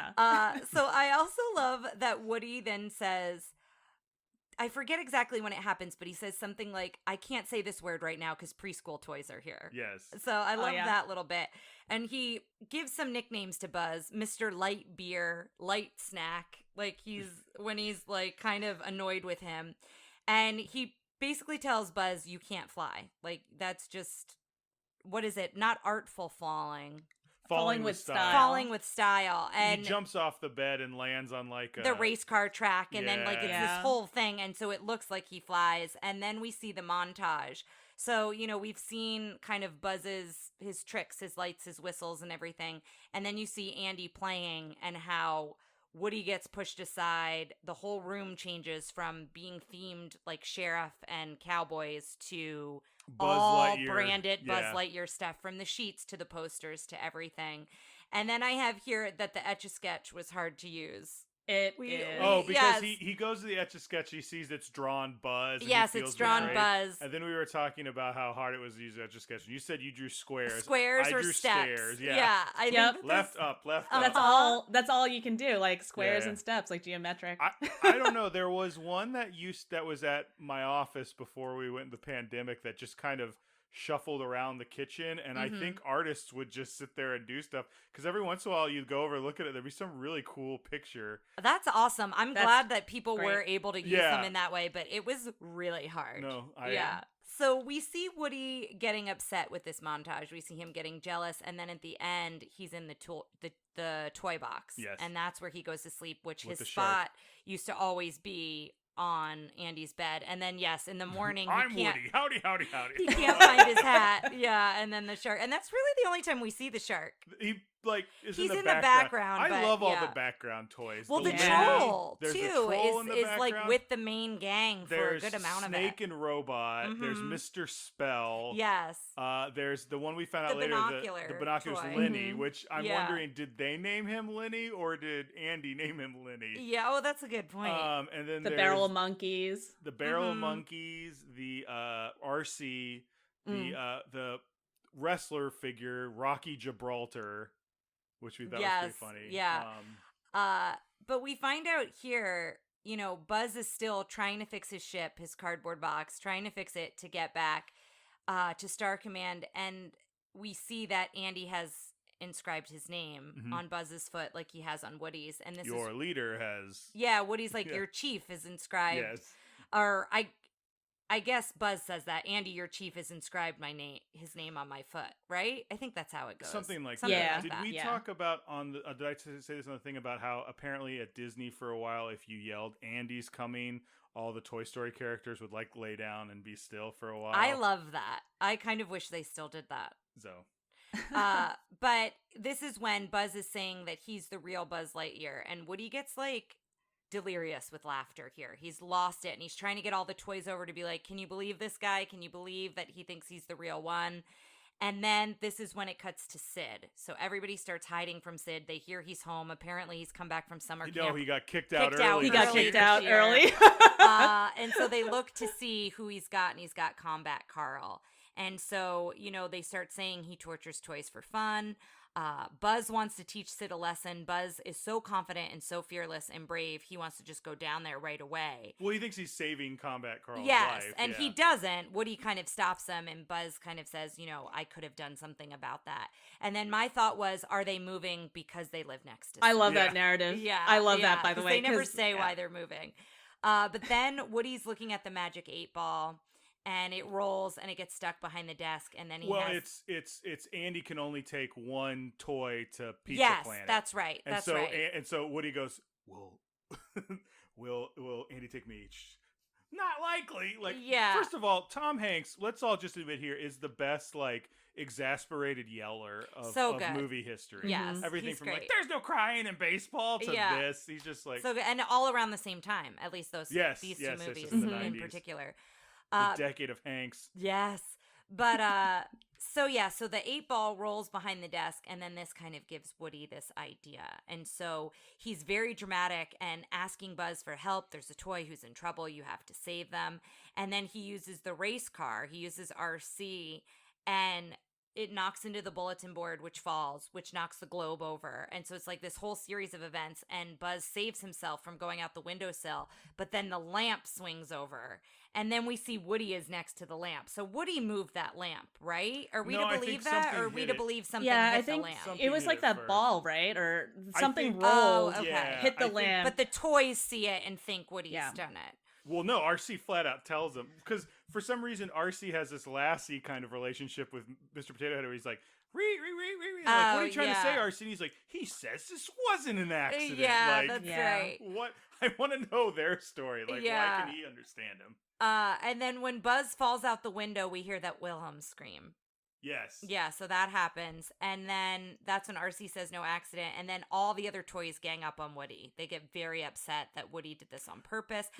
And then Etch-a-Sketch draws when, when they Andy try to comes- get him out. Andy comes in to look for Buzz. and they all they're- have to fall down. And then the Etch-a-Sketch draws a gallows. Yes. Hang The snake. noose. Yes. The And movie Mr. gets a Potato couple- Head. Yeah, it's There's just a like couple of dark moments Mr. there. Potato Head. We talked about Woody kind of being the bad guy in an older version of this movie. Like Mr. Potato Head's kind of he's not the villain, but he's like the He- dark character in this. He kind of, I don't want to say incites, I guess. Yeah. Yeah, that is what he's Gaston. doing. He gets the crowd to go Yeah, after he Woody. really does.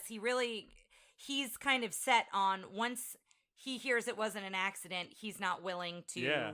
hear Woody's explanation at all. And it's funny because I think he plays a much more like jovial character in further incarnation of this. Which, by the way, when we looked on Disney Plus and there were like 4 rows of Oh my of gosh, Toy there's Story so many Toy movies and Story shorts things. and Yeah, It's probably because he ended up with Mrs. Potato Head. that's Yeah, probably she true. kinda- she she kinda evened him leveled him out. out a Yeah, little leveled bit. him out Yeah. a little I bit. get it. I get it. Mhm, It happens.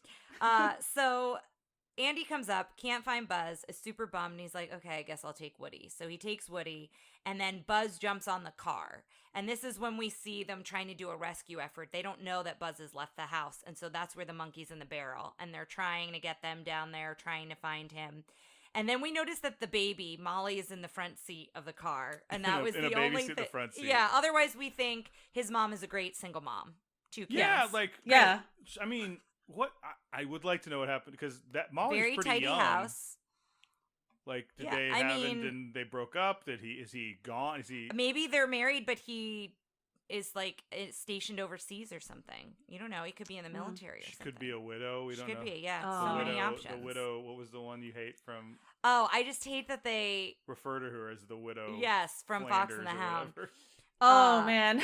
She doesn't have an actual name. She's just the widow. I had no. Oh wow, you're Yeah. right. She's got like a last name. Go listen to our Fox and Hound episode, Yeah. listeners.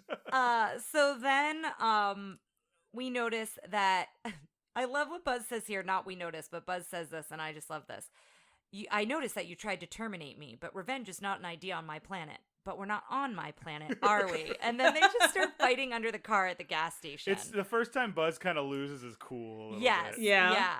And so they start fighting, Buzz and Woody, and then Andy drives away. yes, and then they're looking out, and Buzz sees the moon and the stars, and the reflection on his helmet of the moon and the stars in that moment was really cool. Well, he starts talking about he's like, Zurg has created a space station. And I which have he to get basically is talking back. about the Death Star. Yeah. And then he's Yeah. like, I have to get back. And then they have this beautiful reflection on there. And it's interesting because we talked about there's that show Buzz Lightyear and Star Command, and like it's the story of like his fictional story. Mhm. And it makes me want to watch it. I hope it's on Yeah. Disney Plus. But I like it's this weird moment where you're like, for a minute the audience is like, we do have to get that Yeah. space thing You're there, like and then, rallied like, behind yeah. him. And then He's Woody- so Woody passionate about brings you it. back to reality. It's like, that's not true. Yeah. And so they start fighting in the parking lot at the gas station, and then the Pizza Planet car comes up. And so this is when he's like, Buzz, a spaceship. This will get you where you need to go. And so they sneak on to the truck, and then that's how they get to where Pizza they're going. Planet, which is the coolest pizza, showbiz pizza. Oh my god, they had to have like some showbiz pizza animatronic thing in the back we didn't get to see. Yeah, probably. man. Some like Of an aliens alien. playing Well, a the band. alien soda machines. The alien slime. Yeah. That was like Surge flavored. Yeah. You guys remember Surge? Yes. Oh my God. We just want this restaurant to exist. So Yes. somebody create Mhm. it. Somebody make it identical to everything that's in there because it's you so keep going. good. I'm gonna look up to see if because I think there is a Pizza Planet. It can't be It that can't good be like because that. it's got such great The they guards have- at the door. I mean, yeah, come the on. guards at the Yeah. door. They have the alien chest burster whack-a-mole, which is Uh-huh. my favorite thing. Yeah, there's so many good things in there. But I love how Buzz and Woody sneak in as a soda cup and a burger box. There's some good moments there where they're like bumping into each other and the straw moves as Woody's talking. And then that's when we started talking about the McDonald's toys that were Transformers, the hamburgers Yes. Yes. and the fries. So we had a lot of toy talk. We did. during Yeah, it this. was hard not to with this. Disney. This is a article from March 29th, 2018. So Okay. who knows what's in. Disneyland is opening a real-life Pizza Planet inspired by Toy Story. The space-themed arcade restaurant reportedly be brought to life this April. So there's a good chance it exists. Let me keep looking and see if I can find if you can anything find it else. in Disneyland. So then Buzz jumps in. He sees the giant rocket. They almost get back with Andy on the stroller until the giant rocket of the aliens, of the claw machine. And we loved these aliens. Lianne, you mentioned it at the beginning, and I completely forgot about them. But this whole scene with them is so good when they ask who's in charge.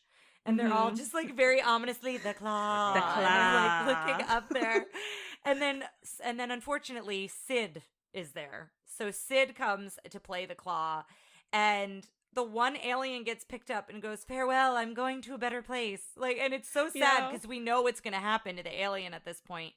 And so Woody finds a way out through the back, like where you would stock the claw machine. And he's trying to get Buzz's attention, and all the aliens are like, "No, it's his purpose. He must go."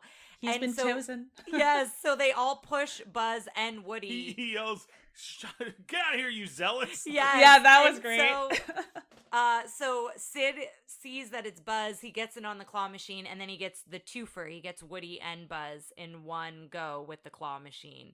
And so then we cut to Sid's house. But I want to just wait. Did you find something? So I found a video. It doesn't look like what we. Well, here we go. There's some. No, it's just a restaurant. It's got really cool theming. So like the windows. I guess that's why they say you have to put the inspired. I'll put the video up, but the outside looks like. Oh, that's cool. But you just go in and it's just Like a you know pizza counter restaurant. service pizza. Yeah. Like there's some really cool rocket ships up in the top. There's some there's like windows where it looks like you're looking out into space and like the aliens are looking in. Oh, that's cool. But it's that's not. cool. I It's need we Nowhere just near the want the spectacle. identical I want from alien the film. slime. I want the Yes. chest Yeah. burster whack-a-mole. Yes. I want it. Give it to me. So we cut to Sid's house, and Hannah, we just loved his sister. His sister is so sweet, and, you know, she's got this doll, and he immediately says that her dolly's sick and steals it from her and takes it and operates on it. And we find out later that when she's having a tea party with Buzz Lightyear, all of her dolls no longer have heads. Like, Sid And has she's totally like accepting of it she's too. come to like, terms with it. Yeah. Yeah. I mean, she is. I think Hannah's going to grow up to be some sort of child psychologist. Yes. I think she's going to be really calm, and I think she's going to draw like. I feel for Hannah. She I is do going to too. have. She is Mhm. going to be. She's going to have a rough go of it for a while. I think what we're seeing from this is that she is going to overcome it all, though. Yeah, I Yeah. agree. I agree. Yeah. The alien goes to the dog because it's like a squeaky Mhm. toy. So Crud, is that his name? Scud. Scud. Scud. Scud. Yeah. So Scud. Which Hannah did not name that dog. No, not at all. No. So Scud gets the alien doll, which is so sad. So we see him go away, and then he puts this pterodactyl. Do we think head yeah. onto Yeah. the doll, and that's when he leaves. Did a package come in the mail? I can't remember why Sid. Oh, Oh, Hannah Hannah sees tells on the mom. it, and then Yeah. she Tells screams. the mom and tells on Sid. She screams, she's lying. Whatever she said, it's not true. And then we see what happened to the doll, and then we see all the other weird The toys. misfits. The misfits. Yeah, I Yeah. don't want to call them weird, but the toys that Oh, they're Sid. weird. But Sid has turned them into misfit toys. So I want to talk about this a little bit because I don't know if we said this at the beginning, but the animators and the stuff I saw were like all really like, oh, we think Sid grows up to be an animator. Like that's what they said. Interesting. They go I can because believe that. because all of us did this with toys, is we took Yeah. them apart Yeah. and Well, put them together. In apparently different weird he ways. was based off of one animator that had the same name, Phillips. So I don't know which animator it was. I don't know that he currently worked on the film. It was someone they worked with. I don't think somebody that is still working there or worked on the film. But what I read was that this person would make some darker creations, like disassembling toys. They apparently did so many different like drawings of like, let's put this, and it became that they started making like really cool looking ones or really like cute ones. Like they had one where it was like a rubber ducky head on front of a boat, and they're like, that just looks fun. Like that just looks like a toy. Like they start like there were so many of them. They're like, okay, remember guys, these have to look a little creepy. They were very successful at the creep factor because especially the music that's played, how they come out from under the bed, how they all hide when Yes. Sid comes back. And so you see the baby head on the spider, which I think is the one that could give you nightmares. Yes, With the one eye. Well, they all had names. It was like Roller Bob. Like later we talking, it was Well, the I'm guy who was wondering like though, stuck on a because they skateboard. don't talk like Andy's toys talk. So I wonder if Woody nicknamed them all those names. Well, I don't know. In my mind, I thought like they actually could talk to him, like RC could talk to Potato Head. Maybe, yeah. I don't know. So this is when we see all of those toys, and Woody and Buzz freak out. They take the doll, and so now they think they're cannibals. They really took the That's doll what to Buzz fix it, says. but Buzz says that, and that's kind of what they think, that the other toys attack each other. It feels like something like I don't know why. I just felt like a very like Star Trek-y thing to like you go to like you realize what's happening. It's they're cannibals. Like, Yes. that's the problem of the week on Star Trek. Yeah. So then it cuts back to Sid playing, and he's at a rebel base, and it felt very Star Wars-esque in that moment, didn't it? When he was Yes. interrogating. I mean, a lot of this comes from Star Wars. Like 100%. These guys are all Star Wars fans. Buzz Lightyear does a lot of Star Wars references. Yeah. Like, in the second movie, there's a ton of there's a whole Empire Strikes Back thing. Oh, okay. You know, like a big portion of like their tech came from Lucasfilm, right? Oh, no kidding. Oh, interesting. Yeah. So the one like programmer, like Ed Catmull, along with the other like programmers that he ended up like taking into Pixar, they all started at Lucasfilm as part of the computer department. Oh, and at that time they were trying to prove that computers were useful for making special effects, but everyone wasn't like, you know, onto it. On board with it. Yeah.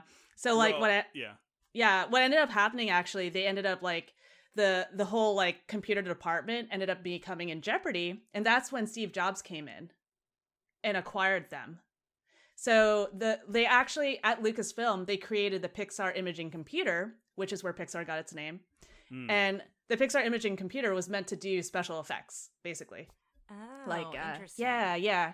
So basically they originally Pixar imaging computers, that was like their thing. They were trying to sell hardware before they actually started making feature film.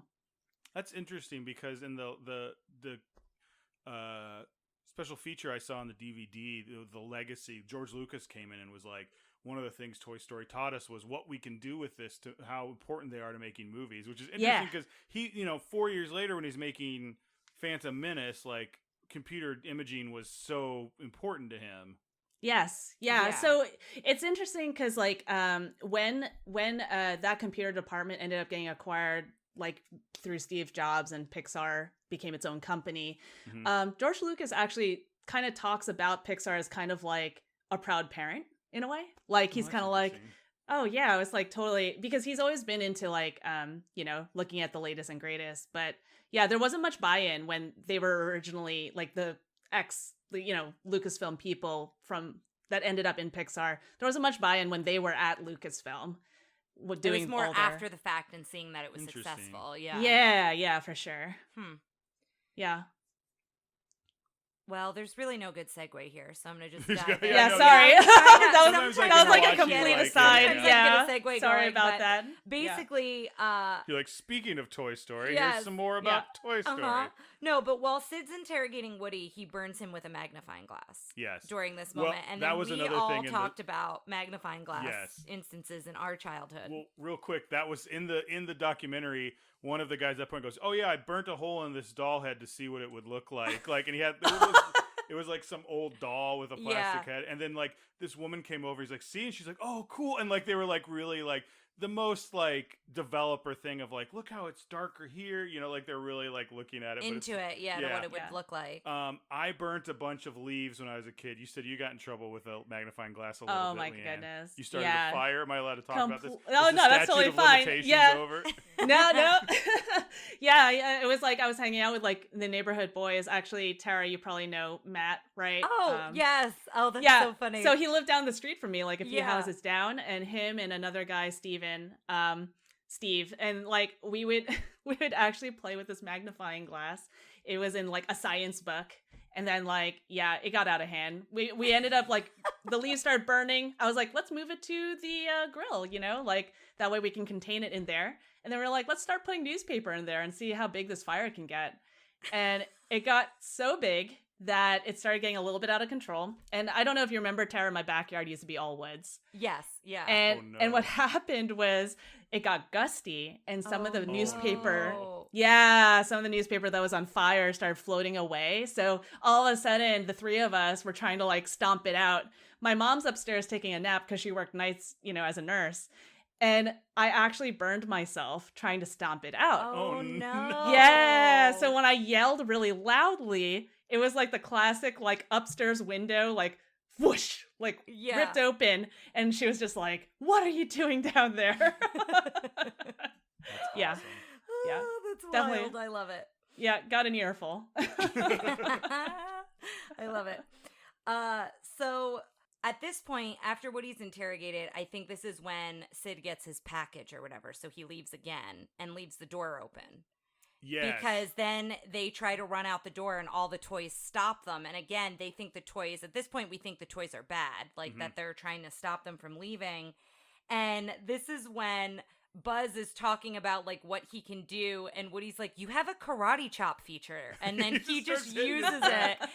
And Buzz is like, "What are you doing? Stop it!" Yeah. So they get through them, but really the toys were trying to protect them from the dog. They were trying to warn them that the dog's down there sleeping on the stairs, and so they're sneaking around. And on one of the like wrought iron parts of the staircase, Woody's drawstring gets caught. And he talks. It pulls and talks, and it wakes the dog. And so they're running around. They split up, and then this is when Buzz sees the commercial of him, and the 90s toy commercial of him, and this is when he finds out he's come to terms with he's not really a spaceman. And it's like that 90s toy, like Buzz Lightyear. And yeah. And then not a flying toy at the bottom.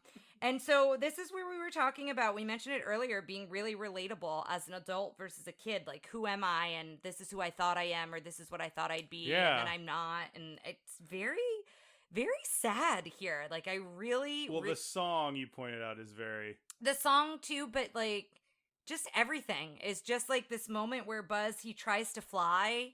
He, like, looks at the window, and it says, like, the lyrics are, because we watch with subtitles, like, sailing no more or something. It's basically talking about like not being able to do something anymore.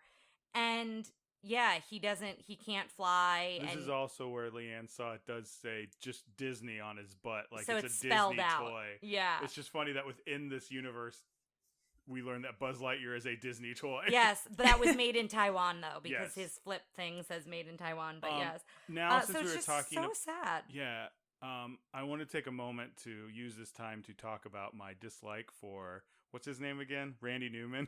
Oh, because go he sang ahead. the song. This is your platform. And I want to say that I realized he sounds like a slightly melted bowl of Jell-O learned to sing.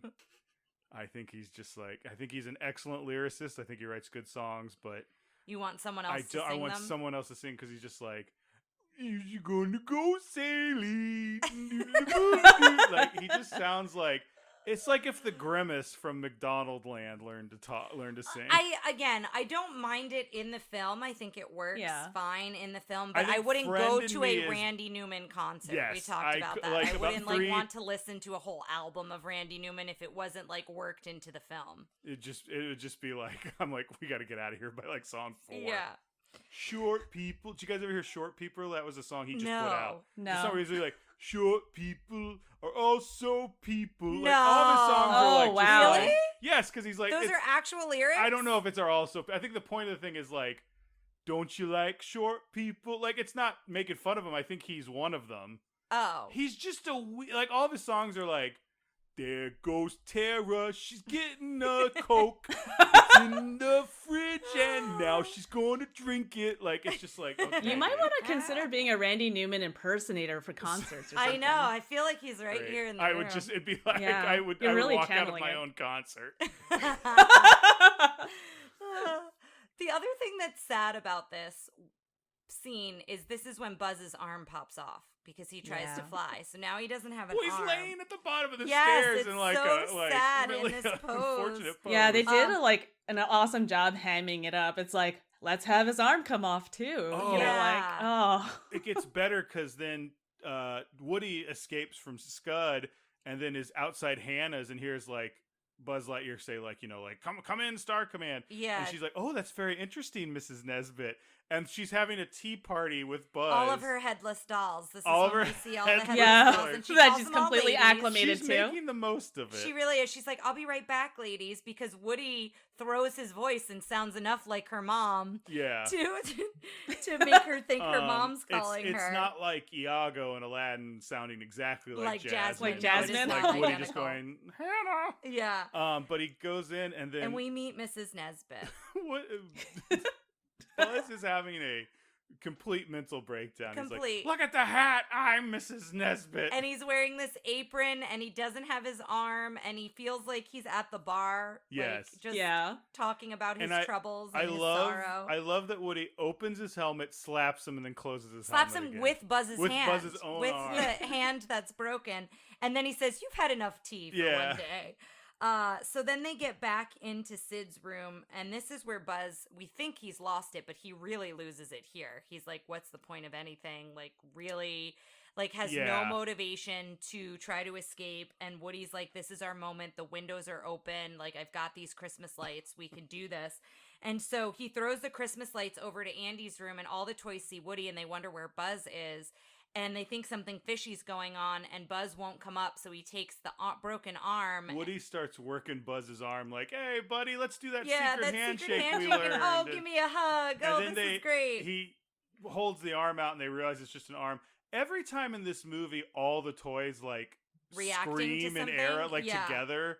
Like they do it, like they do it here. They do it later when they think Woody is killing again. Yes, it's hilarious. And Rex throws up here. Rex can't stomach Oh, yeah, it 'cause that's it's right. just the arm. What do you of think Buzz. he throws up? Oh, good call. I think it's just a bunch of little Legos. Yes, yeah. Yeah, I can see that. So that all happens. They let go of the Christmas lights, and they're just like, "You're on your own, Woody," which is a dark moment. I know they think he's killed Buzz, but it's also a dark moment because they know what is going to happen to Woody at Right. Sid's. They very much know his future by doing that. And so then all the weird toys, he thinks they're going to come and eat Buzz, and this is where we find out, oh, they actually fix Yeah. what they can when they can. So they fix Buzz, and then Sid comes back up with this package, the big one, and we find Was that out what it was called? yes, Just the big Yeah. yeah, that he can order explosives in the mail. He has an "I love explosives" bumper sticker. He has a can of gasoline just Yes. on his desk. This is when we started looking around Sid's room. Yes, We're like, he has this is a. an Very concerning. improvised Yeah. interrogation Very worried. handbook. Yeah. You never heard of that movie? We need to talk about Kevin. Yes. We need to talk about Sid. That's what it Yes, felt yeah, like. that's It's like, the we've got darker a version problem. of the yeah. So he wants to put Woody in orbit, but can't find Woody because I think he's under the milk crate at this point. So Yeah. he puts a spaceman in orbit. So he tapes the rocket to Buzz, and thankfully the lightning and thunderstorm stops him from doing it, so he can't go out there with him. And then we see that Andy is packing up. They're getting ready to move, and he's so sad because he can't find Woody or Buzz. And he winds up falling asleep holding the Woody hat that he has, just like Woody's cowboy hat. And all that's the when toys, Bo Peep is like, I wish you could see how much he misses you. yeah, and then Yeah. all the toys are boxed up at this point too. So Woody asks for Buzz's help because he's trapped under that milk crate, and this is when he goes into that whole thing that you were talking about, Ryan, about how, toys are better than being a space ranger. Like, you're his toy, you're Andy's toy, and you're the coolest of toys. Like, you can do all these things. Look what I can do. Like, I can't do anything compared to what you can do. And he kind of goes into that whole kind of motivational speech a little Yeah. bit. Well, it's a good speech because it's like it gives Buzz an idea of like where his place is. It explains better Woody's motivation isn't just jealousy. Like Woody's losing his space as like and his Andy's- identity yeah. as like what he is to Andy. Mhm. And so it's this really great moment. I like too that like it brings a sense of like purpose regardless of what Buzz thought Yeah. of himself before too. Yeah. Like Buzz really only saw himself as this superhero spaceman guy, right? Like but then Woody's like, you know what? You can also bring happiness to someone else in a different way as Mhm. well, even if your identity was completely different than what you thought. And not Mhm. only that, but you're really good at this thing. You're a great toy. You have all this Yeah. stuff. Yeah. And like, Uh-huh. And I think too, we see that Buzz is so fearless, and then he loses that fearlessness, and I think he gets it back kind of after this speech, after like Woody saves him, and they try to meet back up with the truck. Well, even though his purpose has changed, who he is still the Yeah. same, right? Mm-hmm. Yeah. He's still a hero. He's just Inherently, the scope yeah. of his heroism has Mhm. shifted. Yeah. Mm-hmm. So this is when they're trying to free him. They wind up getting him free, but then the toolbox falls on top of him, which we were all Binford the toolbox. Binford toolbox, which we were all like, "Oh, that's gotta Yeah, hurt." I think we on all had top like of a Woody. visceral like, oh, like Yeah. And then this is when he takes Buzz out, and Woody's like, "We have to save him." And again, he rallies the troops. He gets all the toys together, all the misfit toys, and he's like, "We're gonna have to break some rules, but I think we can really help Buzz." And I love this whole plan. This elaborate plan that they ring the doorbell by going through the light. They move the light bulb out in front of the house to ring the doorbell and distract the dog, and they all get outside. And it's just so good.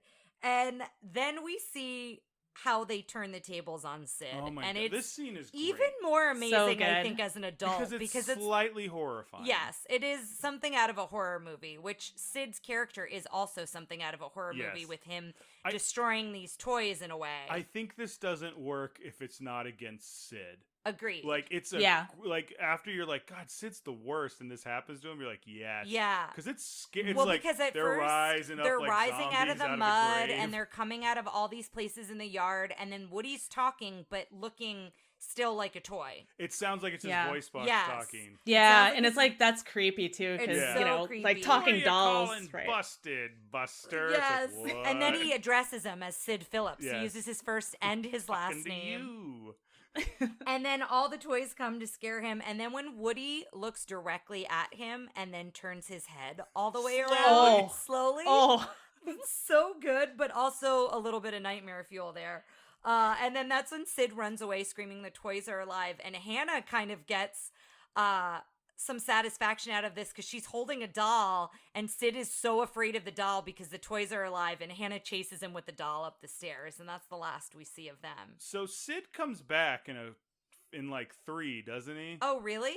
Isn't it? I feel like I saw 3, but I don't remember much Well, about it's it. like somebody's driving a pizza planet. It's like a burnout, and you don't really see their face, but they're wearing the skull shirt. Oh, and that's it's like, fun. oh, that's Sid. Like, that's but it's like it's interesting. somebody working like a real low rent job or something. So I think don't quote me on it. We'll find out. I'm eventually. gonna say there. Obviously, Sid was going through some stuff before, but now that all those toys have come alive, he has several years of things to work through now after that. Yeah, well, you know, whether or not we cared for him or not, but still, that was because that scene is wild. So then they start chasing the moving truck, and Buzz winds up saving Woody from the dog because the dog starts chasing them along the way. And then Woody finally gets on the moving truck and loses Buzz, and he looks in the box and he's frantic looking for RC, and this is when the toys think, oh no, Woody's lost it, now he's come for us, and he's just going to kill all of us because he throws the RC car just he just throws it again. Like, I love that line so much. Good. And so really funny. we find out he's going to try to save Buzz with it. But what did you find? Sid is a garbage man in a future one. I will show you the picture of the character. Oh, interesting. So that's the character. They don't say it's Sid, but can you see? Oh, He's no way! Yeah, he's wearing the shirt. I can see that. Look at That's that. Sid. Yeah. So it's like, because Andy's older, I think, in the third one. Okay. So I think true, right. He's going off to college, right? Yeah. Oh, But that's fun. So he's using RC to try to save Buzz, but they can't see Buzz because he's under a car, so they think Woody is at it again. And they basically killed once, he'll kill again. They basically throw Woody overboard.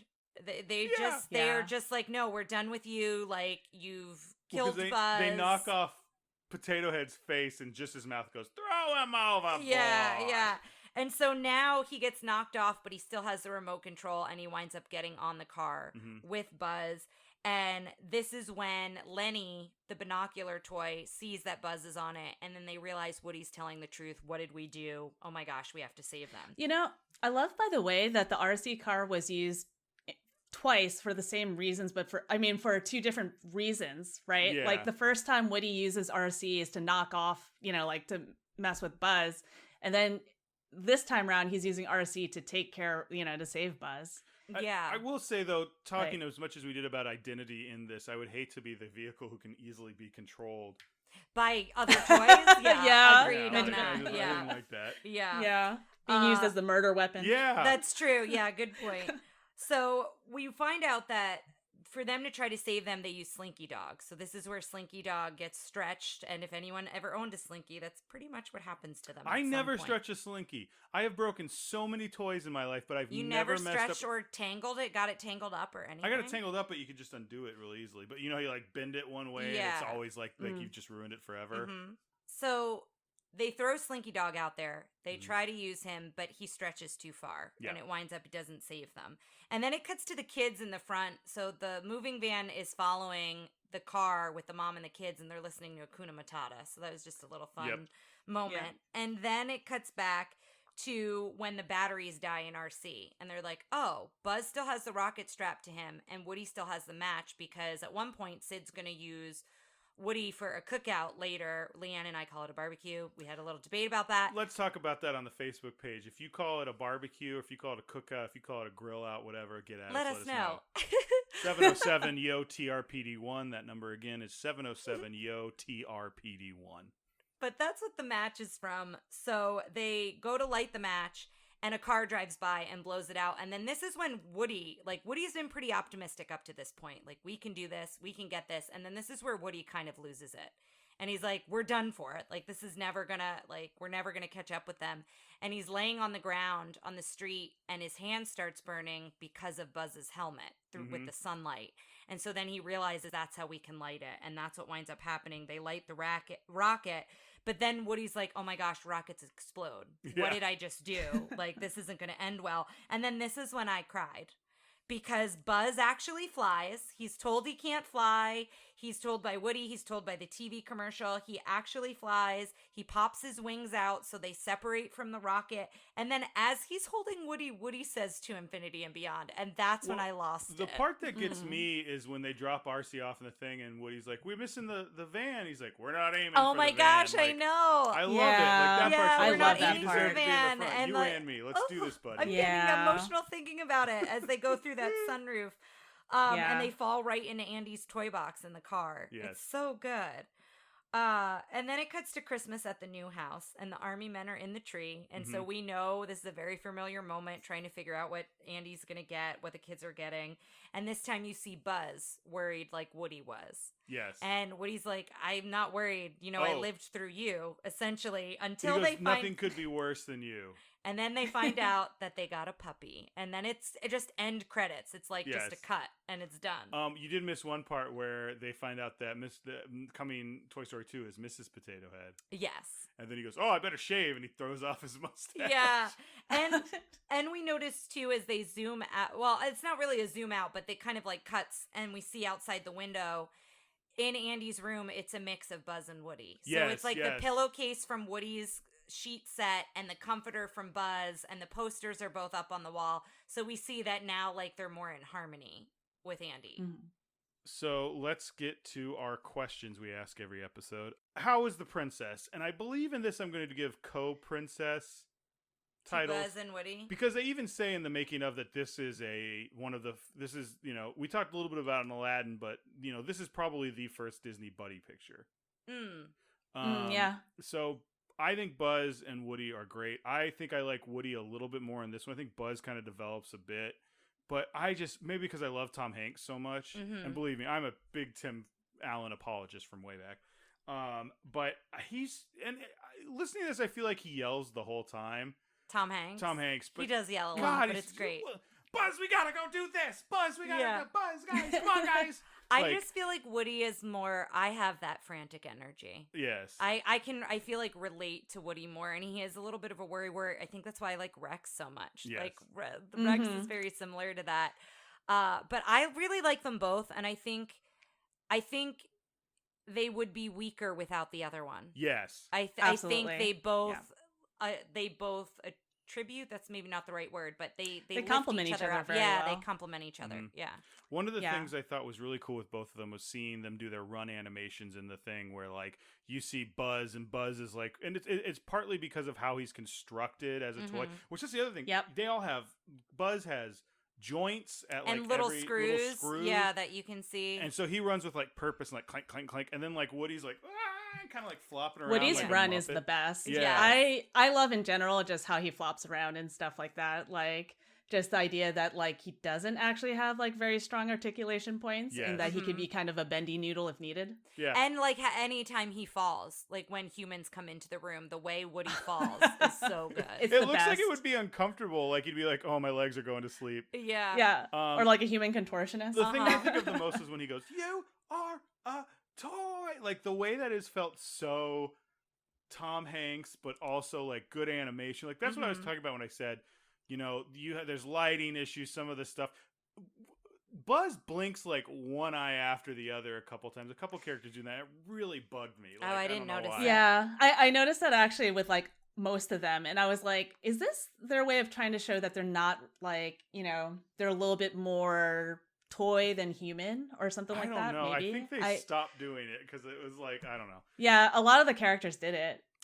But like the animation is what makes this like feel like a Disney movie or like any other, beautiful piece of animation is just like, and they had, I don't know. I don't know how to describe it because I don't have all the I think I have way more ability to do it than before we started this podcast. Yeah. But I feel like there's tension where there should be tension. It looks like they're stretching, like the way they move. It's so good. Yeah. It's great. A lot of it, like, I think to me, it's just their acting choices. All their acting choices support the physicality of the toy itself. Like you were pointing out how Buzz Lightyear is very like, he has these joints that are very specific where the screws are. So naturally it's hard plastic and screws. It has to bend at this point, in a certain way, what he's made of, like cloth or foam or what have you, he's soft.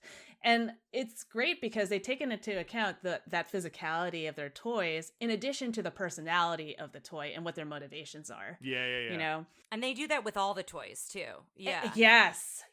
So I mean, I really appreciate this both in Pixar and in Disney movies where they take into account those things, as opposed to, I could just like slap on any toy and it would talk like Tom Hanks. Well, no, they really like specify. They have a lot of specificity. I think it's the difference between this and all the, DVD quick computer animated stuff that came out around this time after this came out.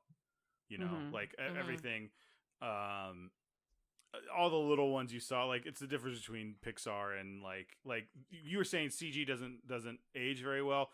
Boy, if we change off of Disney or Pixar after that, we're gonna see some movies from this time that do not look good. That just look like hello, like just like whatever. Just because some kid was like, "Give me that," it looks kind of like Toy Story, How was the Prince? So I'm gonna say the Prince in this was Andy. I liked Andy. I thought you could really see the love he had for his toys even from the very beginning, and I think we all identified or related to.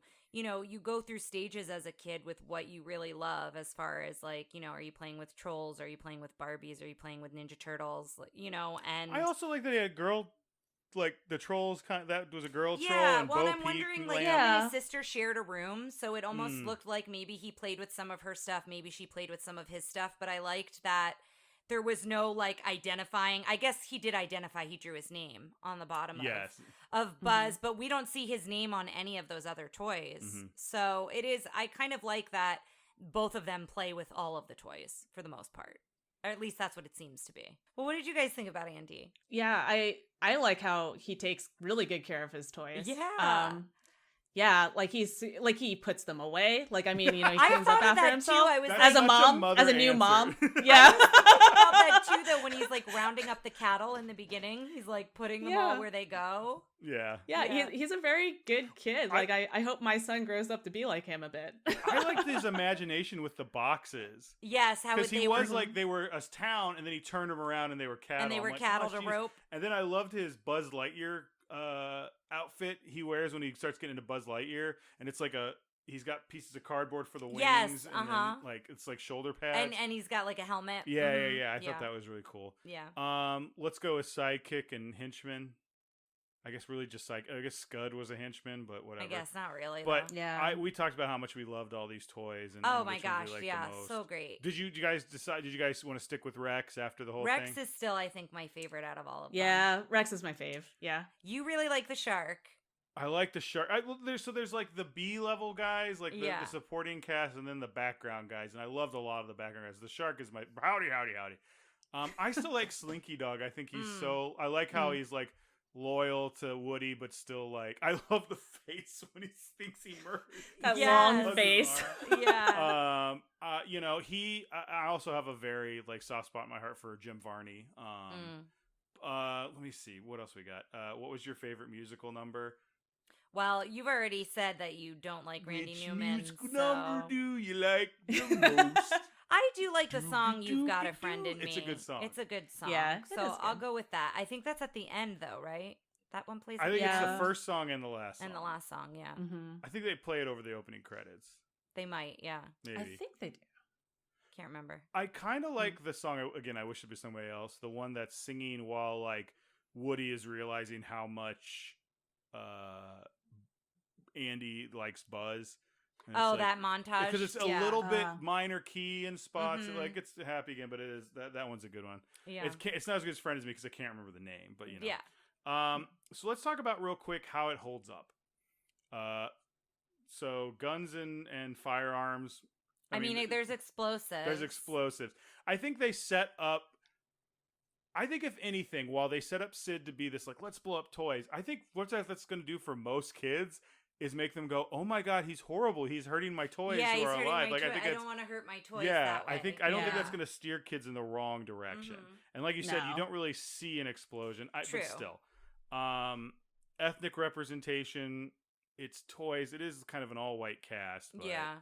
I mean, Yeah. hopefully that I don't really know how well that Changes from movie to Changes. movie. Well, I mean, because they bring the same voices back, but they do add new characters. But... Yeah, I mean, like the girl in Toy Story 3, Andy gives his toys to like a Latino family, right? I don't know. think I haven't so, seen yeah. Toy Story 3. Yeah, so I mean, it changes. Have you seen the thing where the guy edited Toy Story 3? Spoiler alerts if you haven't seen Toy Story 3, skip forward a little bit. But he just edits it so that the part where they're going into the furnace and they all start holding hands. Do you know what I'm talking about, Toy Story 3? Yeah. And then it just fades to black and then the credits start. And he showed Oh his, my and gosh. he showed his mom that version. Oh my goodness! awful. She was Oh like, no, that's "What?" awful. So Oh terrible. no. There's also something to be said where this is a lot of throwback toys. I mean, you do look at the making of, and it's all a bunch of white dudes working on this. Yeah, so there's something to be said about that. When we talk about female characters, I hate talking about, like, I want the listeners to know that I'm explaining why it is like it is. I'm not excusing the action. Yeah, Okay? no, I just I wanna see make sure we that. know that. Yeah. Yeah. I was gonna say we a lot of times talk about female character agency. There weren't a lot of female toys. Mm-mm. There was No. Bo Bo Peep, Peep, and I think that but was kind of stereotypical. yeah, and Yeah. that was very addressed. It took them 4 movies to do something to with do that something with character. her. Yeah, And I don't I exactly mean, know what Toy they Story do it for. 2 had what was Jodie Foster? Was it? Jesse. Jesse. Oh no, Jesse. it's Or who is that? Joan Cusack. Joan Cusack. That's yeah, it. But like, yeah, again, I mean, these movies, I think they're Pixar, especially, and Disney are both making better leaps to have better, gender and ethnic representation. So we're seeing the beginning stages of this where we're not seeing a lot of that. So just something to know. yeah. Going into it, drinking and smoking. Buzz Light beer is the only joke. The of that. That was a good joke, joke. yeah, that's about it. Yeah.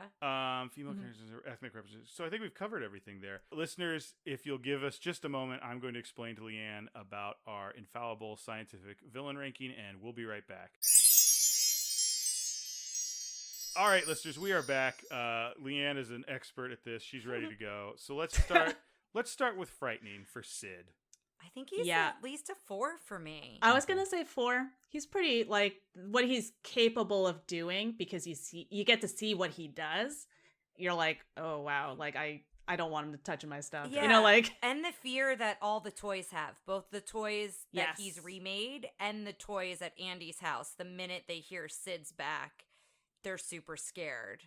And they're scared Mhm. for whoever, even if they're not a toy that they know, they're scared for what's going to happen to that toy. I'm gonna give Sid a 3, Oh. and I'll just say because Oh. the feeling I get from him, I don't think it's fear, and you'll see what it is later. I think it's Okay. disgust. Oh, I see Oh, that. I see okay, that. okay. I mean, Yeah. like, he does, like, That's I fair. see how he's Yeah. scary to the toys, Yeah. and like if we think about him on a serious level, of this kid is like, one Is going through some you stuff, know, one yeah. Nirvana album away from a school shooting. Like, Yeah, he so is- that's actually that's the other part. It's like what he can grow to be. yes. I Yes. think I It's mean I frightening. don't think he's like I think he has more real world frighteningness than he does I actually see in the that, thing. But yeah. so we got 2 4s and a 3. Funny, I don't think he's funny at all. Oh, no. No, I would give him a absolutely 0 not. if I could. Yes. Right. Yeah, so one's one's across the all board around. there. Fierce, I'm No. I'm also gonna give him I'm one. gonna not give at him a all. I think he 1. has no real energy. Yeah, I 1. I like Sid as a bad He guy. I has- think he's the perfect bad guy for this movie, but I think he's gonna rate pretty low. He has an energy and a presence, but not in a way that I would rate highly. right. Right? Not in an energetic, yeah, like commanding way. flashy Yeah. way. Yeah. Effective What do you guys think? I think his goals were to terrorize toys and to specifically blow up Buzz. So I don't think he did well on blowing up Buzz, but like He's pretty effective. I would give him a 3. Oh my gosh, I think I'm gonna give him a 4. Okay. I'm giving him a 4 too. He has tools. You guys are too. so simpatico. I love it. So here's the thing: is why I want to give him a 4 is like Lianne said, the tools, but also we've seen all of the toys he's destroyed, like and turned into other things, and all of the dolls without heads that Hannah has.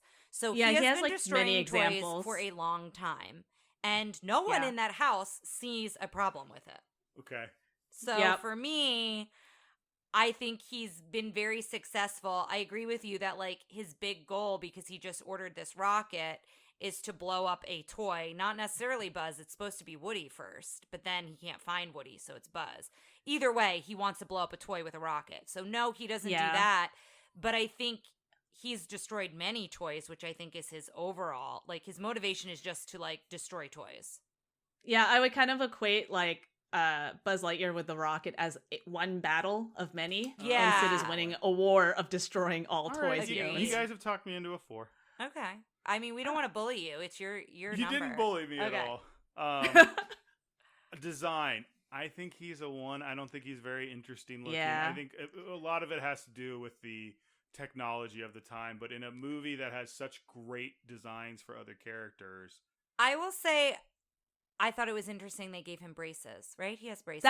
So I was actually going to say that too. I'm going to give him a 2 for the braces because I think that's a very specific, detailed thing. I was actually, wow, Tara, like you took the words out of my mouth.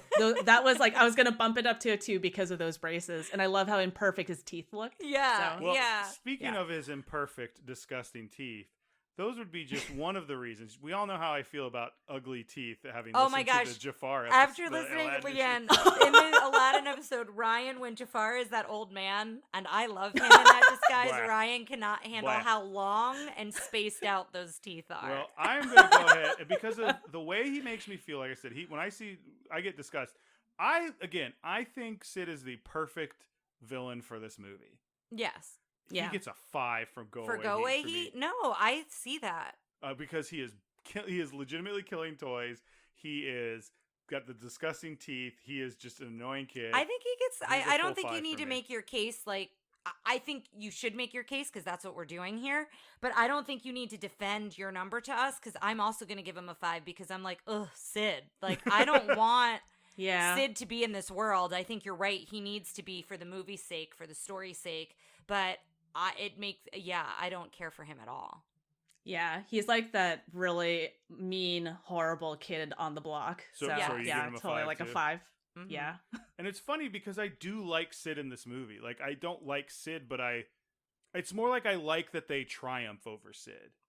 Yes, and I like that Sid, he gets what's coming to him. Through the toys that he destroyed, they get to switch, they get to turn the tables on him. Yes, but if they were like, we'd like to do a movie, like we want to do like a Cruella or Maleficent, a but it's just called backstory on Sid? No, like, I don't. No, thank you. Thank you. No. No. I'm good. I'm good with what I know about Sid. I wouldn't mind seeing like maybe a 5-minute short of what does he do after he got like scared to death by like Woody. Does he repair does he fix all the toys back to what they were supposed to be? Like the babysitter in The Incredibles, like what happened with her and Jack Jack. Yes. Yeah. Did you ever Exactly. see that short? Yeah. Yeah.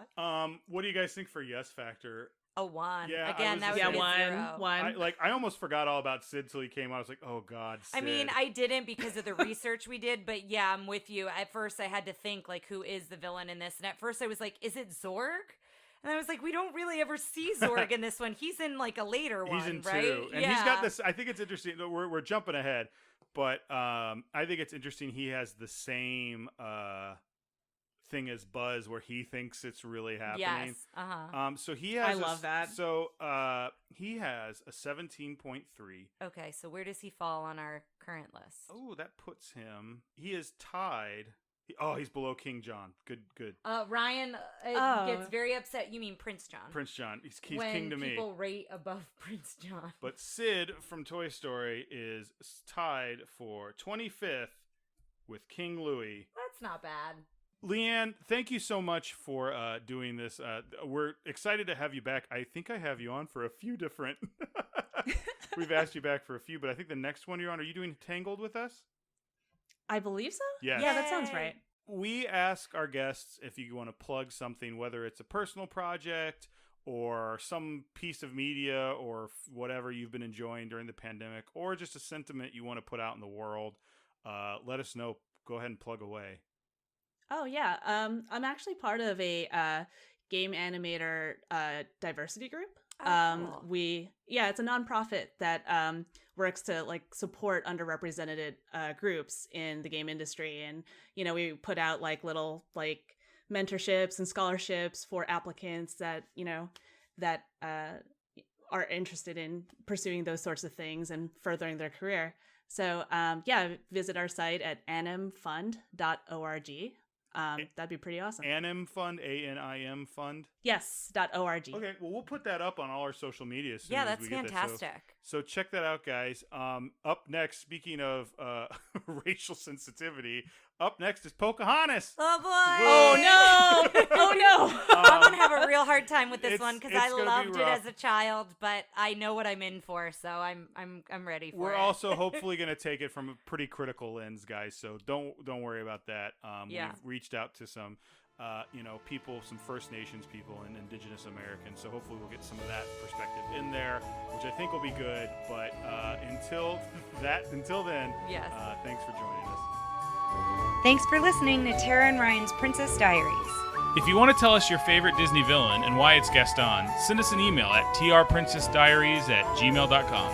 Or you can send a tweet about how great Maleficent is to @TRPDiaries. Check out our Facebook group by searching for Tara and Ryan's Princess Diaries.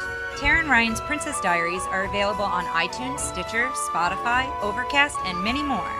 Wherever you hear us, please be our knight in shining armor and give us a 5-star review. Thanks again, and until next time, remember to always live happily ever after.